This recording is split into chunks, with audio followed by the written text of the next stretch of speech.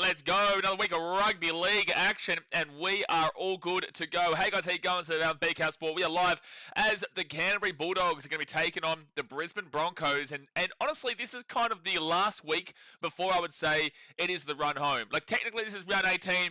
We are into the final 10 games of the season, and this is where you've really got to start to motor along. However, I do like to wait for Origin Game 3 to finish before you really start to click along, because there are a lot of players out here for today's game across both teams, and there's only, 5 games? There's one tonight, 2 games tomorrow. Is there only 4 games this weekend, actually? Shit, hold on a second. No, there isn't. Friday, Saturday, Sunday. No, there's 2 games on Sunday. Usually, there's a Thursday game, 2 Friday. Thursday, Friday, 2 Saturday, and 1 Sunday. But because the NRLW obviously started yesterday, with the Sharks and the Eels game, they had the Thursday night game, and now they've pushed that Thursday men's game onto Sunday. So we will be here for tonight. We'll be here for both games on Saturday and then both games on Sunday. Looking forward to it. But like I said, there are a lot of players that are going to be out across these teams, especially that Roosters game, especially this game with I think there's 5 players out here either side.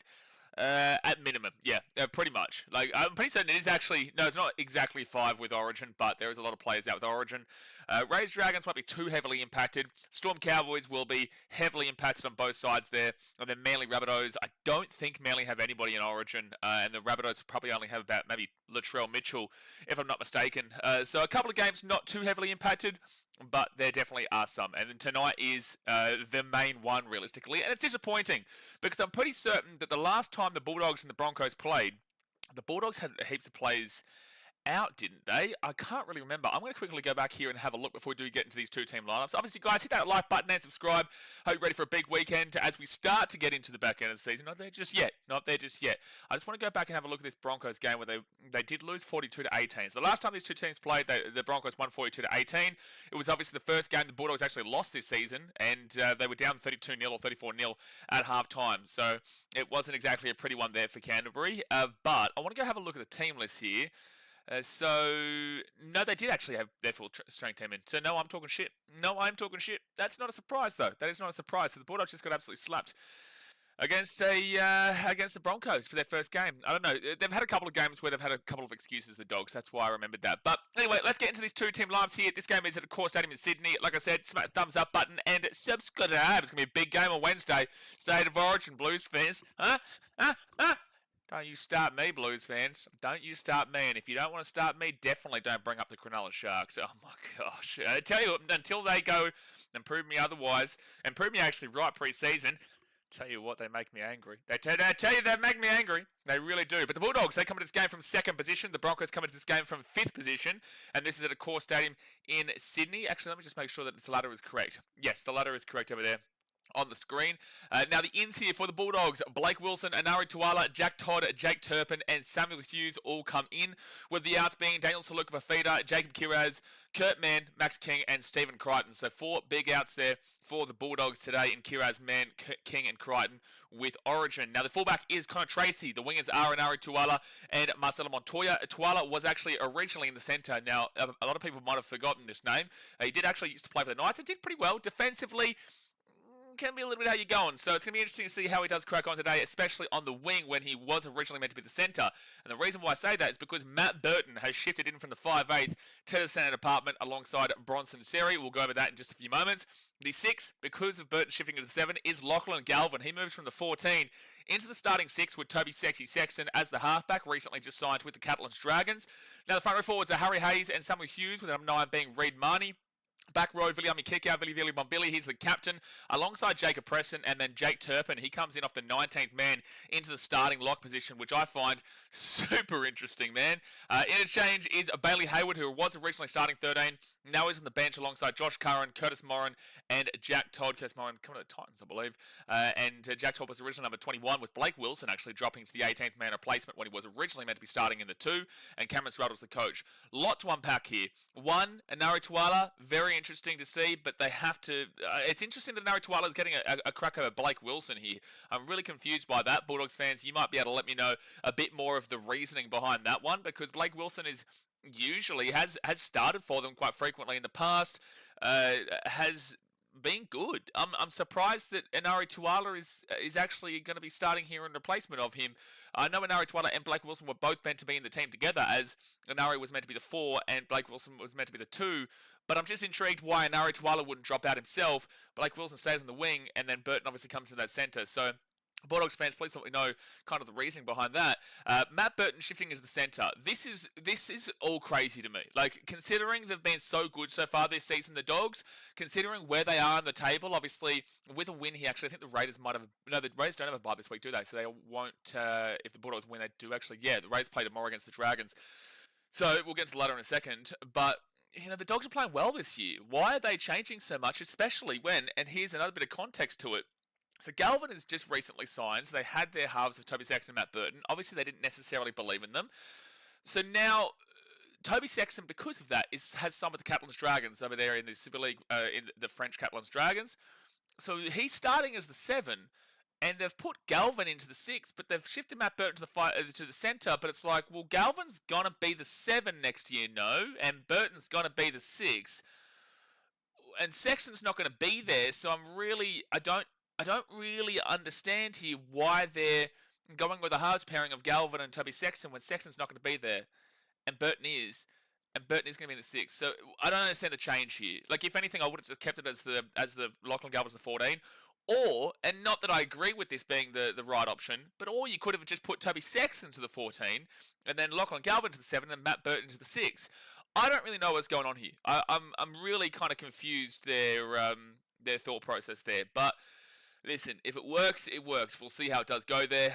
And then, yeah, look, Reid Marnie, obviously, he's on the outer as well. There's so much conversation here around this Dogs team, especially considering they're so high up in the table. I don't recommend this. I don't recommend being a team who was in first until last week, and then they lost a really close game to the Panthers, and they were very good in, mind you. They actually only conceded a try off the back of a charge down from one of the best players nearly of all time, in Nathan Cleary. I just don't understand why there's so much changes here. And my recommendations and advice from me, a non-professional, effectively couch potato, is don't give people like myself or anybody a reason to continuously talk about why you're making changes when you're as good as you are. Usually we would hear about all this from a team like my team in the Titans, who are currently in last position, or a team that is in 11th or 10th. It just doesn't really kind of make a lot of sense. But Jake Turpin as well in the 13, he had an awful game when he was on the other week. It wasn't last week, I think it was the week before. He had an awful game. I think he ended up getting binned, didn't he? With 10 minutes, and was giving away penalties galore. Anyway, look. The Dogs are doing what they want to do. Who let the Dogs out? Who let whoever's making these decisions? You better hope you win, because it's just so odd to me, so confusing. It rattles me to the core. But the Broncos, let's go to their ins. Ben Talty, Dean Mariner, Deloise Holter, Jaden Hunt, Selwyn Cobbo, and Va'a Semu come in. With the outs being Corey Jensen, Gehamad Shibasaki, Jesse Arthurs, Patrick Carrigan, Payne Haas, and Reece Walsh. So they've got a lot of players out here today. Obviously, the surprise inclusion of Shibasaki into the Queensland lineup, starting in the centres alongside Robert Toya. So two, effectively, this year, debutants. Obviously, Robert Toya's played the first 2 games, but Shibasaki and Toya, this is their first year in Origin. They're going to be the centres for Game 3 against Latrell Mitchell and Stephen Crichton, which is just... insane. Obviously, Toya held his own in Game 1 and 2 and did really, really well in Game 1, but, that's a big surprise there, so they wouldn't have been expecting that. But Paddy Carrigan, Payne Haas, and Reece Walsh all out for Origin as well. Both these teams are just decimated at the moment. Now, the fullback is Selwyn Cobbo. He comes in replacement of Reece Walsh. Then you go to the wings of Josiah Katapani and Dean Mariner. Now, Dean Mariner was originally meant to be the centre. He's shifted out to the wing, with Deloise Holter coming into the centre alongside Katoni Staggs. You go to the 5'8" of Ezra Man, with the halfback being Adam Reynolds, who's the captain. Front row forwards are Xavier Willison, who was meant to play the 10. Now he's playing in the 8. And Tyson Smoothie has come in off the bench to play prop. So Tyson Smoothie plays a lot of hooker. Now he's playing prop here for the Bronx. He was originally 16. The number 9 is Corey Pakes, with the back row being Brennan Piakura and Jordan Ricky. 13 being Kobe Hetherington. You go to the interchange, Billy Walters, Jaden Hunt, Jack Kasevsky, and Ben Talty comes in from the 19th man into the bench, and I would assume this is a debut. Like, I've seen this name before, but I don't think he's played before. I could be wrong. Broncos fans, let me know. But I don't believe that I've seen Ben Talty play before. And then you go to the 18th man replacement, which is Va'asemu, and the coach is Michael Maguire. This Broncos team is really just all over the shop in this game, but again, both teams are. Obviously, the halves pairing is fine. Corey Pace is solid there. And then I think Billy Walters maybe playing his 100th game tonight here off the bench. I just don't know. You know, you just never know in games like this. Like, if it was a full-strength lineup, you did see the Broncos put an absolute score past them at Suncorp Stadium. This is down there in Sydney. Look, I'm going to tip the Dogs tonight. I'm going to tip the Dogs 1-12, but I really need to emphasise there are so many changes here in this Dogs team. There is so many changes, and it's like even with players fit and healthy, they've still made changes in really crucial and key areas, and there has been a lot of complaints for Lachlan Galvin these first couple of weeks as he adjusts into this Bulldogs lineup. Like, that is, it should be completely fine. I don't think that people should be hounding in on it too much. But, you know, at the end of the day, people are criticising the Lachlan Galvin inclusion early doors. Look, I'm going to take the Dogs, man, but I'm just not confident in either team here. When it's the Origin period, it's really nearly impossible to be super confident with teams that are decimated by injuries or Origin selections. And the Panthers have been able to hold their own. You know, the Broncos back in the day would hurt during this time of the year, but would be able to hold their own for the most part.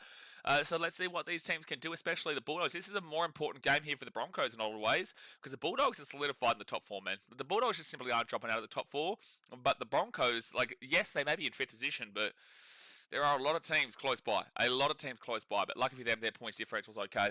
So I'll take the Dogs 1-12, but honestly, not convinced by either team here on the basis of Origin.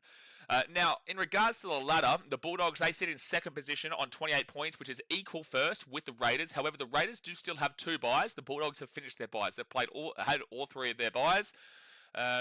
So the Bulldogs need to effectively win out, really. Like, if the Rays lose to the Dragons tomorrow, then sure, then that's going to help the Bulldogs out dramatically. But the Bulldogs, at this point of the season, they need not a miracle by any stretch of the imagination. Not a miracle, but the Raiders don't have a tough run home. So right now, I really am looking at 2nd, and the Storm are really close. So the Bulldogs, if they win this game, they're on plus 96 points differential. The Raiders are on plus 104 points differential. Bulldogs win, they will go back into 1st position for the time being. However, the Raiders play a game against the Dragons tomorrow, and I believe that is in Canberra. I could be mistaken, but I believe that is in Canberra. So I would expect the Raiders to win that. So yeah, it is in Canberra. So I would expect the Bulldogs, if they win this game, to finish in 2nd place this week, unless they can adjust that points differential of 8. So if they can beat the Broncos by more than, if they can beat the Broncos by, let's say, 14 points, and the Dogs only get a 4-point win against the Dragons, and the Bulldogs would go to plus 110, the Raiders would go to plus 108, and the Bulldogs would be on top, despite the fact that both teams have won there. So there is a chance for them to still finish in 1st if they get a win by more than 8 points of whatever the Raiders beat the Dragons by, if that makes sense. So the Bulldogs could finish in 1st, but I would probably expect them to be sitting in 2nd by the end of the week. If they lose this game, it's scary times for them. If they lose this game, they might be facing being outside of the top 2 for the first time this season, because the Storm play the Cowboys tomorrow. Now, they're on 26 points with a plus 196 points differential.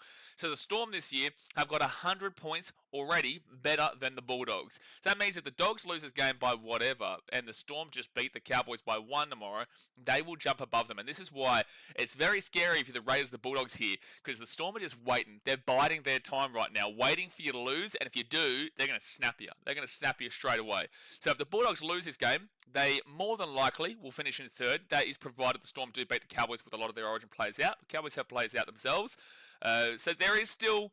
It's really difficult to read this because, again, Origin is impacting all 3 of these teams, specifically the Storm and the Bulldogs, and they can finish 3rd, they can finish 1st, they're probably going to finish in 2nd. It's all over the shop. You kind of get an idea of what I'm talking about. It's really hard to read where the Bulldogs finish up this week, but it will be in the top 3. Now, for the Brisbane Broncos, they've had a bit of a winning streak recently, which is good for them. They're on 20 points alongside the Sydney Roosters, who are also on their own winning streak, and the Broncos do still have a bye to go. whilst the Roosters have played their 3 byes. Now, the Broncos have a plus 64 points differential, and the Roosters have a plus 16 points differential. If the Broncos win this game, they will stay in 5th position this week and be 2 points behind the Warriors. No, the Warriors have a bye, so they will still be 4 points behind the Warriors regardless.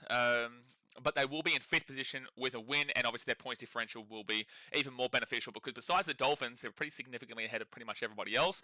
If they lose this game, however, they would have to lose by 50 points tonight to go below the Roosters. It's just not going to be happening. However, the Roosters play the Tigers, so you could definitely see a big win there for the Roosters incoming. So they could definitely finish in 6th. The Panthers, they have a bye, so the Panthers would jump them, so the Broncos would go to 7th. The Dolphins, they have a bye. They would go to 20 points. They've already got a plus 162 points differential, which is 100 or 98 better than the Broncos. So the Broncos would then drop into 8th position. Manly, they play the Rabbitohs. They're on plus 40. The Broncos are on plus 64. So a 24-point switch between the two. The Broncos could finish in 9th place. And the Sharks have a bye. They're on minus 4. So the Broncos would have to lose by literally 70 points here tonight to go below them. So realistically speaking, there is a genuine chance that the Broncos could finish off in 9th place this week despite being in 5th place right now. So that's why it's a very important game for them. It is a very important game. Despite all their real good work recently, despite all their positivity, beating the Titans, beating the Sharks, and who did they beat again last week? Let's quickly go to the draw here. Round 17, the Broncos beat the Warriors, that's right, and that was, look, there are a lot of errors in that game, but the Broncos still were clearly the better team. The Warriors just did not look like they wanted to play the game at all. So, look, I am going to take the Dogs here 1-12, but I do think this game is more important for the Bronx. It is Origin period. Like, honestly, if you're betting during Origin period on games like this, it's scary times for you, because the teams are just decimated, man. So obviously get into the chat. Let me know your thoughts of if there should be a specific Origin period where we pause the NRL for a month and then play the 3 games in between, which is something that people have been talking about for literally decades, really, but just never really happens. We did have kind of a separator the other year where in 2021 or 22 we had a game on Sunday for Game 2, which actually we used as an international round as well. And the Origin was played on Sunday, but it just didn't really work out. So I don't know how to get it going, but overall, let me know your thoughts in the chat. Now, let's get into the chat. Let's see what you guys are saying. Hit that thumbs up button, subscribe, and fire up here for a big game. Move that bad boy across. Move that bad boy across there. Thanos says up the Broncos. Get around you. Olivia Reed, she's back and ready to rock and roll, says with an $8 redo donation, 80 AD. I don't know what that means, but happy Friday, everyone. It's been a week. I'm ready for some footy and shenanigans. It has been a week since last week. You're right. You are correct there, Olivia. Yeah, no, usually that's how it works. It tends to work like that. It does tend to work like that. You know, a week is separated by a week, so you're right. Bulldogs are now in the field. This is actually an Norwich Wallet's debut as well, mind you, for the Bulldogs, not for anybody else, for the Bulldogs. But thank you very much, Olivia. New Zealand guy says 50-50 split in the poll. Yeah, no, it is very close, man. I'm expecting that there'll be a lot of people, getting around this game because they're obviously 2 good teams. This is why it's so disappointing during the Origin period that we are seeing so many players out because this, on its merits, on the 2 squads here, Broncos were expected to do well this year. I had them for 5th, actually. I put them in 5th. I had the Bulldogs for 6th, but, forget that. But I had the Broncos for 5th and the Bulldogs for 6th. So pre-season, I even thought this was going to be a great game. And now the Bulldogs have been better, and the Broncos are sitting exactly where I thought they would be. So you just would have expected this to be an absolute belter. But all right, the Dogs here will grab the ball at the 5, and I'll bring it out now through Samuel Hughes to the 10. Sorry, my whole computer just skitzed out for a second. No, it was actually Harry Hayes there who ran that ball back. But all right, Dogs now, second tackle, they get the ball to the 15. Olivia says, not my circus, not my monkeys. No, it is. Definitely is. Brent Neslick says, I think the Bangkok big boys will win too. Big boys. Big boys, Bangkok. I'm in Bangkok right now, mind you. I'm not in Hua Hin anymore. I'm off to Vietnam on Monday, so I'm in Bangkok for a couple of days before I head over to Vietnam, to Vung Dao. But the Bulldogs on 4 tackle will kick this one down to Selwyn Cobbo. It's going to be interesting to see him playing as the fullback today. Obviously, originally was a fullback coming through the grades at Wynnum Manly Seagulls, but he's been 50-50 there. Like, he has some really good games at fullback, and he has some really poor games at fullback, and he's off to the Dolphins next year too. Second tackle of the Broncos, good tackle there from the Dogs. Olivia says, the Jesus candle in the background, I like it. The Jesus candle in the background? Sorry? Oh, I get ya! I can't see it like here, but when I look at it on the camera, I can see what you're talking about. It made no sense here. So forward tackle at the halfway point. They go to the right hand side. Now Hetherington crunched down to 45 on the dog side of the field. Fit tackle. TK says, "Bro, I just did a late trade in my fantasy and got Galvin. This is going to be the most dumbest move ever. I hope not, but I don't care." Oh, geez. Dogs completely missed. That was a Nari Tuala who just completely missed the ball and jump. It's fit tackle, and Bronx will knock it on. Bulldogs pick it up at the 28, and it's going to be 0 tackle. Not necessarily TK. Like, obviously, this is his first start. Oh, no, he started alongside Toby before. No, when Burton was 18th man before game 2. So it's not his first start, but look, he needs to really step up here. Like, it's been a couple of weeks now that he's been there. You need to give him at least this year to kind of get into the rhythm of it all, but that's why it was kind of an odd signing mid-season, but due to circumstances outside of it, I understand what needed to be happening. The game has stopped here. What are they looking at here? Oh, they're looking at Piakura HIA. Yeah, he's going to have to come up for a HIA. Jeez, he was all over the shop. Yeah, not really a head clash. Oh, you couldn't see it. Sorry, it was behind. I was going to say that didn't look like a head clash, but he will have to come up for a HIA. New Zealand guy says the Warriors will hold their spot. No surprise why you're saying that. But look, I agree. I do think the Warriors do hold their spot in the top 4, but I'm going to back in my boy Tan Boyd all the way. Get around Tambo. Get around Tanner. He does not miss. He does not miss. And Tanner says Warriors under fraud load is a bit harsh. That is an absolute bullshit comment. That is an absolute bullshit comment, Hayden. Explain to me why the Warriors under fraud alert is harsh. They lost to a Panthers team with a full-strength Warriors team at home. In New Zealand, they lost to a Panthers team with all of their origin players out. The Panthers were struggling for the majority of this year until the last couple of weeks. And then the week after that, they go and play the Broncos and looked absolutely dreadful last week. Absolutely dreadful. The Broncos didn't look fantastic, but the Warriors looked absolutely dreadful. So how are the Warriors on a fraud load as a top 4 team when they play 2 teams that are below them? The Broncos have struggled all season. The Warriors have had a fantastic season. That ball will go over the sidelines. It'll be Broncos ball at 10. The Warriors have had a fantastic season. The Broncos have had a poor season. The Panthers have had a poor season. The Warriors had all of their players in minus Kurt Catewell. The Panthers had all of their origin stars out. The Warriors played at home in New Zealand. Argue it. Tell me how the Warriors can't be on fraud alert. That doesn't mean that I think that they're a bad team. It just means you've got to watch out for them because they are looking a little bit worrisome. They are looking absolutely concerning, and I don't think it's debatable right now. I think that even Warriors fans, especially now with the Luke Metcalf going down injured for the rest of this season, I think that even Warriors fans can absolutely admit that their team is a bit on fraud alert. Now that doesn't mean that they fall out of the top 4, but they do have worries and signs, and I'll be honest with you, I don't think they can win the comp. I'll say it now. I don't think that they can win the comp, and I didn't think that they could win the comp even with their full team. However, they have had a fantastic season that defied expectations when I had them for second last preseason based on the interchange from Sean Johnson to Luke Metcalf, and I wasn't totally convinced on the halves. They are completely surprised, but I don't think it's arguable that they're on fraud alert. So the Dogs now will go to the 15 on first tackle. Mitchell says Burton centers at Broncos 20, Broncos 20 plus. Now it'll be second tackle of the Bulldogs, and it'll be Connor Tracy at the 20. But if anyone disagrees with me in regards to the Warriors and believes they can go on a monumental run now that they've also got Tanner Boyd as their halfback rather than Luke Metcalf, who was one of the leaders for the Dally M before it went behind closed doors, if you think the Warriors can go on a run, please tell me why I shouldn't be having them on fraud alert. So third tackle, and please tell me you watched last week's game. Please tell me you watched last week's game. Mitch with a $10 donation says still no scorers after 3 whole minutes. What a bunch of shitters. Oh, Mitchell. The Tigers fan, he's getting into him. He's getting into him. So out of the left-hand side. Hey, by the way, Mitchell, how are those Cleveland Guardians going? They going all right? Yeah, how are they going? Cleveland Guardians doing pretty well, Mitchell? Big Cleveland fan. Massive Cleveland fan. So first tackle here with the but thank you very much for your $10 donation. Now, second tackle, and it's going to be 15 metres out here from their own line. Up the Bronx. Brett Nesbitt says maybe Galvin with the full 80 minutes could see a different version of him. Broncos are away here. Broncos are away down the 30 to the 40 to the 45. It's a forward pass. No, it's a penalty. What? Okay, so it was a forward pass. They have called back for the forward pass, but it is a penalty for the Broncos. Jake says, I just saw the Dogs 17. What's doing? Origin's doing, brother. But also, they've made the change of Burton into the centres with Galvin in the 6 and Sexton in the 7. And it's like, it just doesn't make sense to me. Just doesn't make sense to me to be making that kind of change, especially when one of those players is not playing for your club next year. And 2 of the players that you've switched around are in positions they're not going to be in because Galvin's going to be the 7 and Burton's going to be the 6. Unless you're telling us that, unless they're trying to tell us that they're bringing in Mitchell Woods? Is that what you're doing? Is that what the Dogs are doing? Are they going to shift Burton continuously and consistently into the centres so that Mitchell Woods comes into the 7? Then you've got the 6 as Galvin. I don't.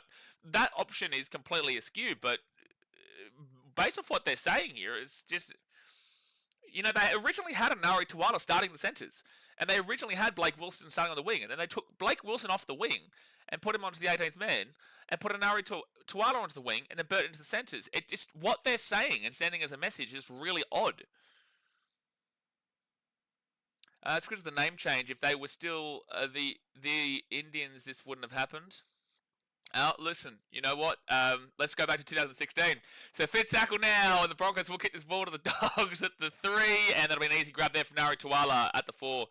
Big 2016 fan, the old Mitchell. Big 2016 Major League Baseball fan. Chicago Cubbies and Cleveland Indians. I love the new green screen. Yeah, big green screen here, mate. Massive green screen. Thank you, Jay, for telling me to fix the score about 3 years later.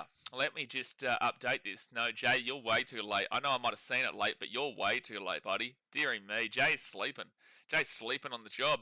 Forward tackle. Bulldogs are away here. Bulldogs are away here. Bulldogs are away. And taking out the 50. Good tackle. Has he gone over the sideline? Oh, he has. He has gone over the sideline here. He has. Jacob Preston has gone over the sideline, so it is going to be the Broncos ball at the halfway point. What have I missed here? Thank you, Seb Watson, for the £2 donation. Get around your scoreboard, you Muppet. I'm not a Muppet. I'm the King Muppet, alright? Listen here. You're going to call me a Muppet. You refer to me as Sir Muppet, champion. You refer to me as Sir Muppeteer. And, oh, he didn't actually go out there. They should challenge that. Oh, the Bulldogs should have challenged that. He didn't go out. Damn. So the hand of the Bronco was underneath the boot. So I feel like when the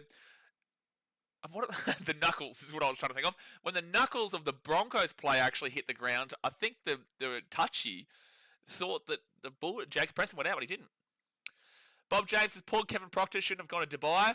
Yeah, I saw that, dude. That's crazy. That is wild. So third tackle now for the Broncos at the 43. Jacob Pikes has never seen a side killing it make so many unnecessary changes to accommodate a signing before.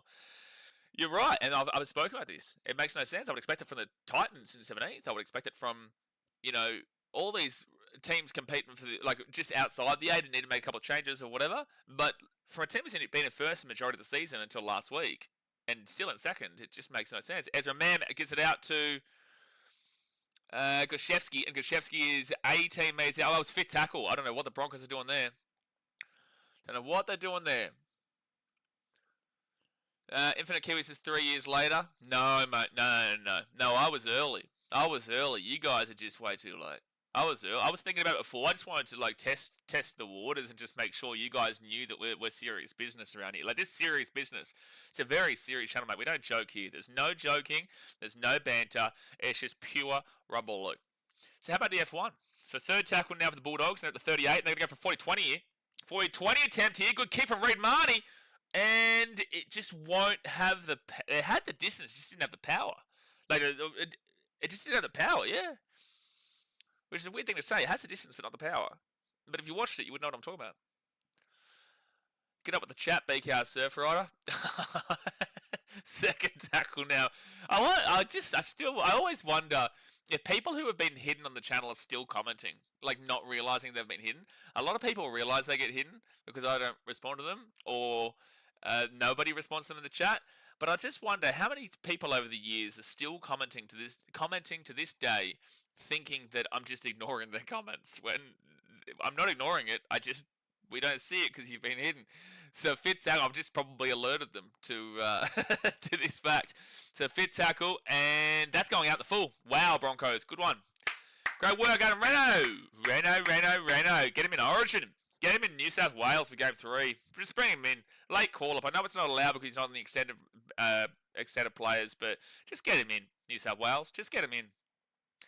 But that will go out in the falls. The Bulldogs going to get the ball here at the 35 on their own side of the field. Seb Watson says, how good the British GP in the sun. Hey, Seb Watson, you're a liar. Outside in my hotel here, there's 3 photos. There's one of New York as a cartoon. There's one of Paris as a cartoon. There's one of London as a cartoon. Take a guess out of all 3 which one has rain and an umbrella on it. Take a wild guess, and I'll put it on my Instagram. I'll do it. I'll put it on my Instagram. I will do it. You're a liar. There is no sun.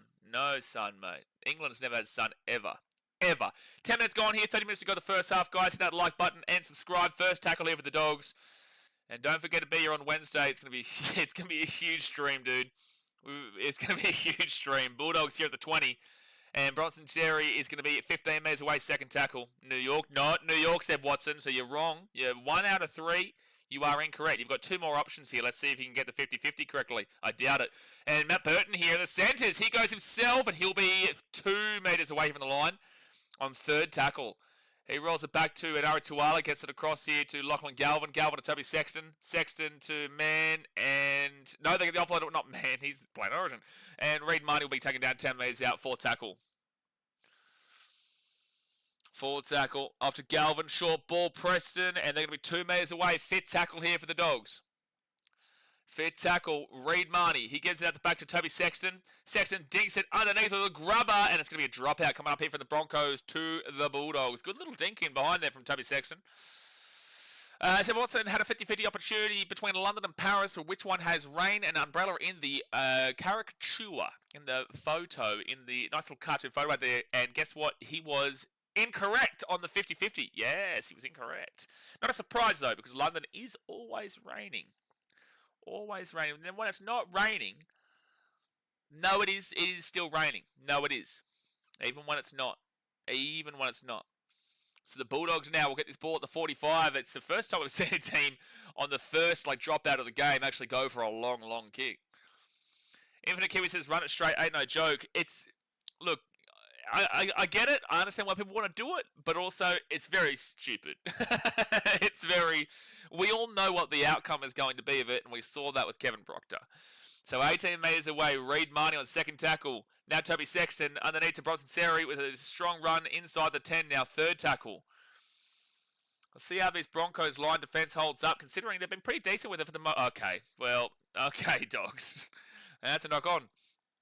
That is a knock-on. Jack Lewis says, anyone buying the new Rugby League 26 game next month? Can't wait.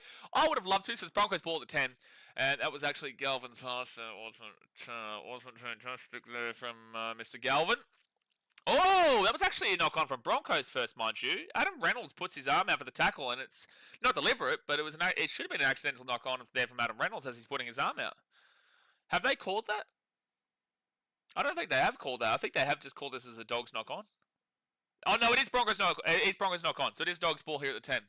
All right, now Galvin out the right-hand side. Con Tracy. Marcelo Montoya with the try time of the Dogs. Straight away down the right-hand wing, and the Bulldoggy Dogs will score. They'll be up 4-0 here with the kick to come. Theo Fu says, yo, it says Titans are first, bro. It's the Raiders first. No. Listen, I don't understand what people don't get here about this channel, all right? This is an extremely, extremely serious channel. We do not joke here. This is the live ladder. I've taken this directly from NRL.com and put it across to over here. Alright, so when you doubt the ladder, don't take it up with me. Take it up with the NRL. This is the official ladder here, champion. They've even got Scam with the Sharks too. They do. They really do. This is a very, very serious channel. Mitchell says, trick question, both London and New York has rain and Paris has raining piss. Thank you for that comment, Mitchell. Thank you. Brenton says, phone a friend. Seb Watson would need to have one for that, though. Seb Watson would need to have one. And it says, just arrived. G'day all. I can indeed corroborate the rumours around the Great British. Oh, well, you've already let yourself down there with the word great. Sun, having shown itself again, we're like a brand new country. We own Sun. You definitely do not. You definitely do not own the Sun. The Gold Coast does. Deary me. Yeah, exactly right, Olivia. We are a serious channel. People don't get it yet. They need to understand. So that's going to be 15 minutes into the first half. Dogs up 4-0. A kick from the right-hand sideline for Matty Burton. Jack Fisher says, just seen Sexton signed with the Catalans Dragons, which is nuts as he's far too good for us. Surely someone in the NRL would have had him. There is clubs I would have assumed that would have come for him. One being his ex-club, the Gold Coast Titans. Another one potentially could have been the Dragons, but obviously there's a love child there. Oh no, sue me for apparently bullying. Matt Burton here from the sideline. He will make the kick. Good kick. That's a great strike there from Matty Burton. 6-0 here to the Dogs with 25 minutes to go the first half. not bullying, just an observation that I don't necessarily believe that Kyle Flanagan is a NRL grade halfback, whilst I do believe that Toby Sexton has shown a lot of promise this year. So just again, an observation which people are allowed to have. Also, Jake Paul's fights are dog shit. But overall, I would have thought that the actual St. George Illawarra Dragons would have signed him, or the Titans. There is also the option of the Knights, but the Knights have about 7 million halves that they don't know who they want to utilise, and they've got Dylan Brown coming in next year. The Cowboys, they wouldn't. The Warriors, they wouldn't. Because they got Metcalf and now they've got Tan Boyd.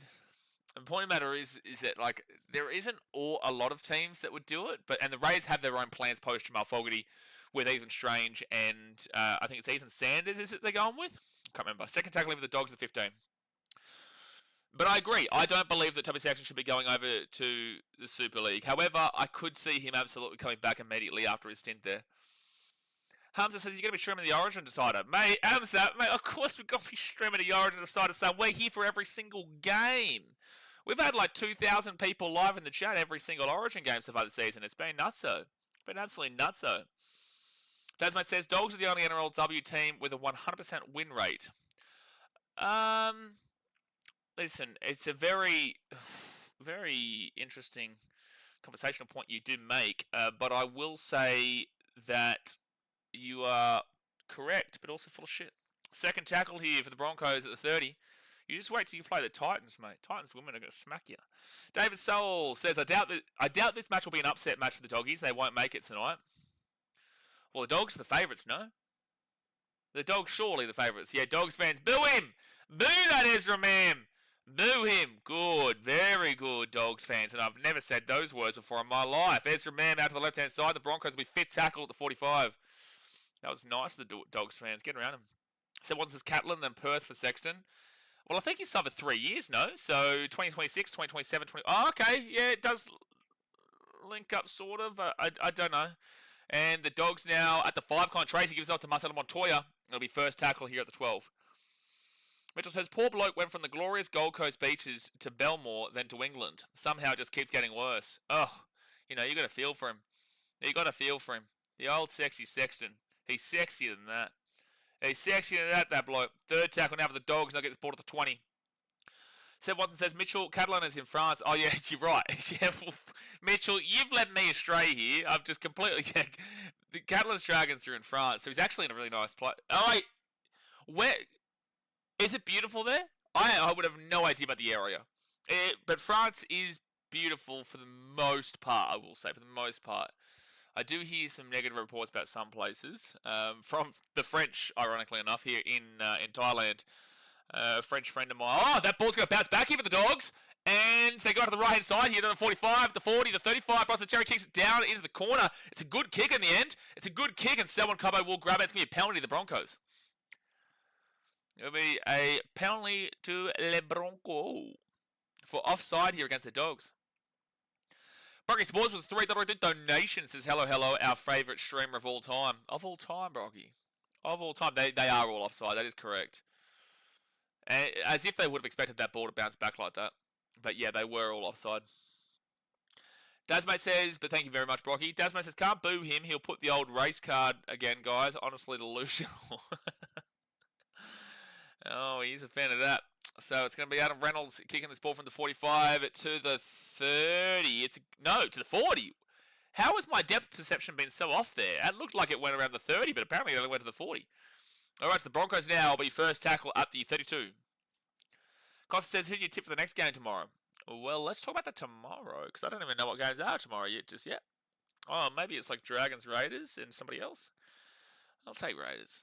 So right-hand side, they give it up to Adam Reynolds. And Reynolds will get crunched down to the 20 on third tackle. He's on, guys, the Doggies may have this one, champ. You reckon, bucko? Pal? Buddy? Laddie lad? Fourth tackle at the 10. I did tip the Dogs 1 at 12, mind you. Adam Reynolds kicks this ball through a little bit deep, I reckon. That is a bit deep, I reckon. So that's going to be a Bulldogs ball at the 20. Sean James says, how's it hanging, sir? Good to hear your call as always. Well, of course, the Dogs this game, Sefton in 98. Second team. Sorry? Of course, the Dogs this game, Sefton in 98, second team Penrith St Mary's Blue Cattle Dog Pub, Dogs by a Baker's Dozen. What the fuck did I just read, Sean? I don't know what just happened, Sean. We went from how's it hanging to the Dogs this game, Sefton, and then somehow 1998 got brought up. Now we've got second team of Penrith and St Mary's Blue Cattle Dog Pub. That was just a bunch of words put together. And then Dogs by a Baker's Dozen. That's the most making sense of the entire comment. Sean James, are you drunk already? It's 5:22 over here in Thailand, so I get it. But what's going on? What are we doing? Have you had too many today? That was just words thrown onto a comment section. For the sake of it. 20 minutes in here, 20 minutes to go of the first half. Hit that like button and subscribe. Dogs won the ball here at the 30 after their penalty. Be first tackle, Reed Marnie. You'll get to Harry Hayes, and Hayes is going to be 22 metres out. 13 points of Baker's Dozen. Okay, so Sean, out of the whole comment, I understood that part. You've just answered me with the only part that I've understood about your entire comment. So left-hand side, Toby Sexton, and Sexton's going to be 5 metres away now, 4 tackle. He'll roll his ball back here to Reed Marnie after a Baker's Dozen of minutes. And it'll be fit tackle. 1 metre out here for Reed Marnie. Fit tackle. They roll it back. William kick out to Toby Sexton. Sexton. Here's a chance. Here's a chance. Galvin at the back to Grassy McGrath. Great play by Grassy. Great play. Musson Montoya picks it up at the 30. Unbelievable. It's fit tackle. Like, oh no. They've got the ball to William kick out. If they score off this, it'll be the greatest try of all time. It'll be the greatest try of all time. They're going to get a drop out. Oh my gosh, they've actually scored. Oh, Broncos, hand in your license. Hand in your license, Broncos. Hand in your license. Hand in your license as an NRL club. How have you just given up that as a try? That is insane. That is one of the flukiest tries I've ever seen in my life. What on earth, Broncos? That is just dreadful they've conceded this. The Bulldogs at the start of that play, started on fit tackle, 1 metre out from the line in the left corner. Halfway through that fit tackle play, they were on fit tackle at the 30 on the right-hand side of the field because Lachlan Galvin hit Grass McGrath. And then by the end of it, they score in the left corner after Selwyn Cobbo can't pick up a ball to save his life. What the hell just happened? Did Burton even put that ball down, mind you? Surely he did. I can't. Buck says Broncos sticking crayons up their nose for training. Oh my gosh. Let me just make sure Burton puts this ball. Yeah, he definitely does. Definitely does. Oh my goodness me, Brisbane. What did I just witness? What did I just witness? What did I just witness? Breton says, what happened? Listen, if you're not watching this game, you have as good of an idea as me about what just happened, and I'm watching the game. Watching, not watching, it's the same kind of understanding level. Jason, get the fraud alert out. Well, the thing is that I can't really put a fraud alert on them after this game because they do have so many players out. But so do the Dogs. I'm happy to do it anyway. I'm happy to smack it in. So 10-0 to the Dogs with 18 minutes to go the first half. You know what, Jay? You don't have to ask me twice. You don't have to ask me twice to put the fraud alert. Olivia says, can I go home yet? There's no way you've gone down to Sydney for this. Unless you're there for Origin. Are you there for Origin as well? There would actually be quite a few Broncos fans here, you would assume, because they should be there for... Oh, no, that's still like ages away. If you came down for Friday, then you'd have to be there Saturday, Sunday, Monday, Tuesday, and Wednesday. So it's a good old week down there in Sydney. And especially if you lose to the Bulldogs here, that'd be the most torturous week as well. Like, yeah, Origin's exciting, but take it from somebody who has been to a lot of away trips and watched their team lose by... Oh, stop it, Broncos. Oh, I can't watch ya. I can't. They've kicked it out in the full, lads. They've kicked it out in the full off the kickoff. Welcome to the jungle. This is absolutely not fun and games for the Broncos. So, penalty to the Bulldogs at the halfway point. Why are you doubling up your comments, Seb Watson? Why are you doubling it up? Benjamin says, timeout coming, but the Titans suck. Your mum sucks. Does. Olivia says, I'm at home and I want to go home. Fair enough, Olivia. I want a refund. I want a refund right now, and I'm not even at a game. That's why I want to go home. No, it makes sense, Olivia. No, I've been in that position a lot of times before. Brenton says, okay, make it a full fraud now. Mate, they're getting close to scam. 6 again now for the Bulldogs, and they're 15 metres out from the line. First tackle. He just bought a repeat button. He just wants to really emphasise his comment. So second tackle here, 5 metres out here from the line. It's going to be Reed Marnie, go down to the right-hand side. Tubby Sexton. Then they give it off to Jacob Preston. He's going to be 6 metres out, third tackle. Reed Marnie, he'll give it out to Tubby Sexton. Sexton off to Samuel Hughes, and Samuel Hughes is going to be 3 metres away from the line, fourth tackle. This noob is Asian with a $3 donation, says lol. Appreciate you for the donation, brother. Out to Toby Sexton. 11 metres out, kicks it through, bounces off a Bronco. And guess what, lads? I know this is surprising. I know this is shock, horror, but the Broncos do grab the ball. The Broncos do, in fact, grab the ball. Just really incredible stuff. And as I say this, lads, I know this is also not going to be surprising. The other one was surprising. This is not surprising. The Broncos have now lost the ball. They are challenging the call, but the Broncos go from doing a miraculous grab of the ball to a miraculous let go of the ball. Welcome to Brisbane. Welcome to Brisbane. All right, so they're challenging this call here, and he's just... Oh, no, this is actually going to be a strip here. Well, William Kikau hasn't impacted this. Unless they're going to say he's just making a tackle play, but he shouldn't be making a tackle play considering that he's already been tackled. Because Viliami Kikau's hands go around it. Surely it's not an attempted steal here. Yeah, they're going to say this is because of a dog. Oh, they're going to say it's no intent to strip. Oh, Broncos, I'm going to have to start doing some real meditation. I'm going to have to start doing some real meditation watching you. I go from praising you on grabbing the ball to watching you drop the ball and lose a challenge literally 10 seconds later. Literally 10 seconds later. Sean James says, Sefton House was Dogs Heartland in 98, and then 5 years later, the Blue Cattle Dog Pub was the drinking hole. I've been here too long, mate, and blazing and drinking, big fella. Hey, I get it, Sean. I get I'm in Bangkok right now. I get I'm in Sukhumvit. So first tackle, Reed Marnie gives it off to Toby Sexton. 6 again here for the Dogs. It's going to be first tackle, 10 metres out here for the Dogs. The Templars Rugby Club's Bulldogs win.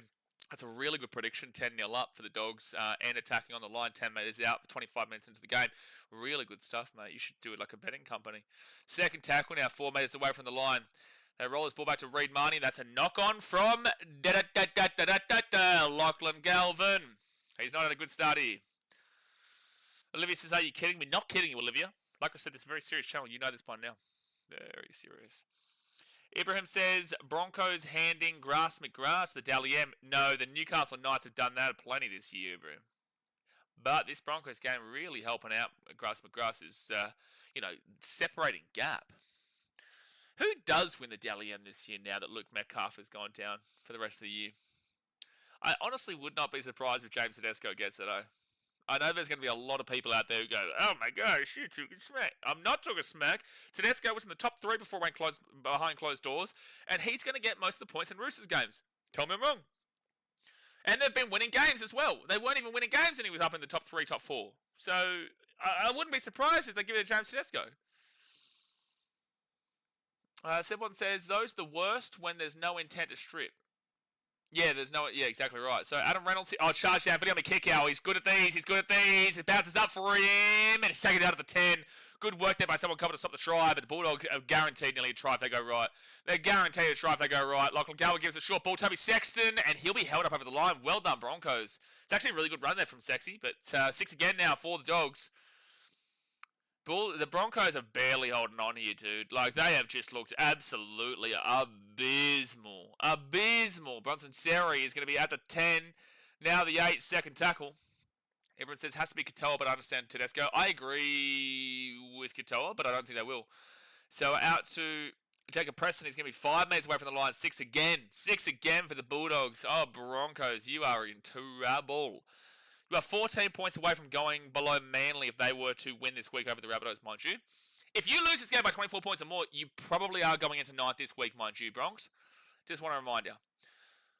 Because a lot of teams have buys and a couple of teams below you have relatively easy matchups. Third tackle, Reid Marnie. Out to Viliami. Kick-ow! And Kick-ow will be offloading that ball to Grass McGrath. It's still Bulldogs ball. Reid Marnie. Get off to Sexton. Sexton steps himself. And it'll be 4 metres out from the line. 4 tackle. Oh, no, he's amazing at the charge downs. Viliami Kick-ow is probably the best at charge downs in the history of the league. Connor Tracy kicks it through for himself. Too hard, too hard. Oh, he tried, but it will be a 7 tackle set coming up for the Broncos. But don't worry, the Broncos will knock this ball on any moment now. Viliami Kick-ow is the best at charge downs that I've ever seen. He absolutely tortured my boy Tanner Boyd at Belmore last year. He does it every week. And that's why it was so good to see Nathan Cleary do it to the Dogs last week, because the Bulldogs do it to everyone through Viliami Kick-ow. What is Adam doing? He's not doing. Well, he is technically doing, just not doing much. But he's technically doing. Like, he's playing rugby league. Not very well right now in this game, but he is technically playing. He's in the team list. So, second tackle now for the Broncos, and they're at the 40. Ibrahim says, you reckon the Bulldogs are fine with the charge down now? I think the Bulldogs are fine with the charge down, Ibrahim. Yes, we had a Bulldogs fan complaining last week that it was a knock-on from Nathan Cleary. If you guys were not here, that they were saying it was a knock-on from Nathan Cleary, which is interesting from a Bulldogs fan of all people. So Tony Staggs, he'll get taken down here at the 30 on 4 tackle. Very interesting from a Bulldogs fan who does it pretty much most weeks. Fifth tackle now at the 20. On fifth tackle, they roll back to Corey Pakes. He'll go up to Adam Reynolds. Reynolds puts that ball up. That's actually not a bad kick at all. And the Dogs will grab it at the 2. Matt Burton, Dasmo says, if Matt Burton wins the Dally M this year, I'm scared. I'm scared. Oh, that's a high tackle. That should be a penalty. That should be a penalty. Nope, Todd Smith is sleeping on the job in the middle of the park. Bulldogs are just all over him. I know the Bulldogs are on the third tackle at 15. They're not making many meters, but they just really are monstering up against the Bronx right now. Now, fifth tackle here for the Bulldogs. That's also a high tackle, Todd Smith. And everyone's booing, and they are actually right to boo. There is a couple of high tackles in that set that Todd Smith didn't call, which is usually what the referee is meant to do, usually. We do like to usually see the referee adjudicate based off of the bad discipline from teams. Kind of their only job. So Broncos now will get this ball to the 25. Dasmay says, surprise 10-day contract player getting away with something. 10-day contract. And now the Broncos on third tackle. They'll be at the 34. 10 minutes to go in the first half, guys. Hit that like button and subscribe. 10 minutes to go. It is only 10-0 to be fair. Krause says hello. Hello, champion. Now fourth tackle at the 42. And that is, I think, is it Ben Talty? Who's this Broncos player that's debuting? Yeah, it is Ben Talty. I'm pretty certain he's on debut. I've never seen him before. I've seen his name around, but I don't think he's ever played before. So Connor Tracy, he grabs his ball at 10, out of the 15 to the 20, and about 23 metres out. Yeah, it's Ben Talty on debut. Brent Nesbitt says, who would be your favourite commentator at the moment? Well, you got to remember, because I stream every game, I don't really listen to the commentators too much. Like, I'm talking the entire time. I can hear them, and I will kind of tune in and tune out when I feel necessary. Like, if there's a controversial call, if there is a penalty made, or there's a big play, like, I do still, like, for example, I know Cooper Cronk's talking right now and whatnot, but I don't really get to focus in on them as much as you guys obviously do. Toby Sexton gives it out to Connor Tracy, and out to Bronson Terry. Terry's away here. Terry's away, and he'll be taken up the 35th tackle. And you've got to remember as well, I deliberately clock out when Blocker Roach is commentating, and I think I've just gotten used to clocking out from listening to commentary because of that Muppet. So, yeah, Lachlan Galvin here, fifth tackle. Burton, they give it out here to Enari Tuwala, back on the inside. That's 6 again. No, it's going to be knocked backwards from the Broncos, so it's going to be first tackle at 10. Mitchell says, nice the Broncos to give my principal from second to grade a run. Oh, it's nice to see your principal there. Breton says, has good understanding of the game. I think Cooper Cronk would be. Cooper Cronk is pretty good. I see a lot of people complaining, but I think that's just Instagram commenters because everyone on Instagram always likes to complain about literally anything and everything. But I don't mind listening to Cooper Cronk as much as others. I don't ever listen to Channel 9 commentary because I'm always watching on watchnrl.com, being here in Thailand. So I only get the KO, the Fox commentary team. And the only negative really overall to that is blocker. But I do tune in and out when I hear complete agenda and narrative drivel. Narrative dribble, whatever you want to call it, from time to time. Newman says halftime score. Well, it's not halftime yet, so it's hard to tell you the halftime score when we do still have 8.5 minutes to go in the first half. Very difficult. Infinite Kiwi says Dogs need another 20 points for differential. Yeah, what? Dogs need another 20 points for differential? Sure. If they win by 8 points, they're actually above the Raiders right now. So if the Raiders technically only won by 1 tomorrow against the Dragons, the Bulldogs would still be in first position by just the 1 points differential separator. Raiders and Dragons usually have pretty good games, don't they? They get out to Anari Tawala here on the wing. He's the 45. If there's one thing I can't put a negative to Anari Tawala, it's his attack. But if there is everything that I can complain about, it's his defense. But his attack is great. His attack has always been great. That ball will bounce over the top here of Cobbo. That's, oh my gosh, Cobbo. Oh, William Kickout's going to score. Oh, get him off a fullback, dude. Oh, dude. You got Selwyn. That's dreadful. That is just absolutely abhorrent, mate. Selwyn Cobbo has just quite literally gifted the Bulldogs a try here. 14-0 with the kit to come. Infinite Kiwis, I feel Storm got 20 to 30 in them this week, but what is it? 1 second here. So the Dogs will kick this ball up, a very basic kick. Selwyn Cobbo just jogging to the ball, let it bounce. It bounced over the top of him. Toby Sexton kind of gets taken out by Josiah Kotapani, and the ball just bounces to William kick out for a try. I've got to be honest with you, that is absolutely abhorrent defense there from Selwyn Cobbo. It's a routine grab. It is a routine catch there, and he's just jogging. He's basically walking to try and get to the ball. That try is 1,000,000% on Selwyn Cobbo individually. Individually 100%. Because the kick was not fantastic. It was just a bare basic kick that Cobbo should have always grabbed. And then the bounce, going forward and then going back towards William Kickout, it's all part of it. Selwyn Cobbo is 100% to blame for that. 100%. Anyway, Infinite Kiwi says, I feel Storm got 20 to 30 in this week. Sure, but if the Bulldogs win this game, they're still 2 points above the Storm, so what does that have to do with anything? Both teams have had their buys, all 3 buys. Raiders have not had, they've only had 1 buy so far out of 3.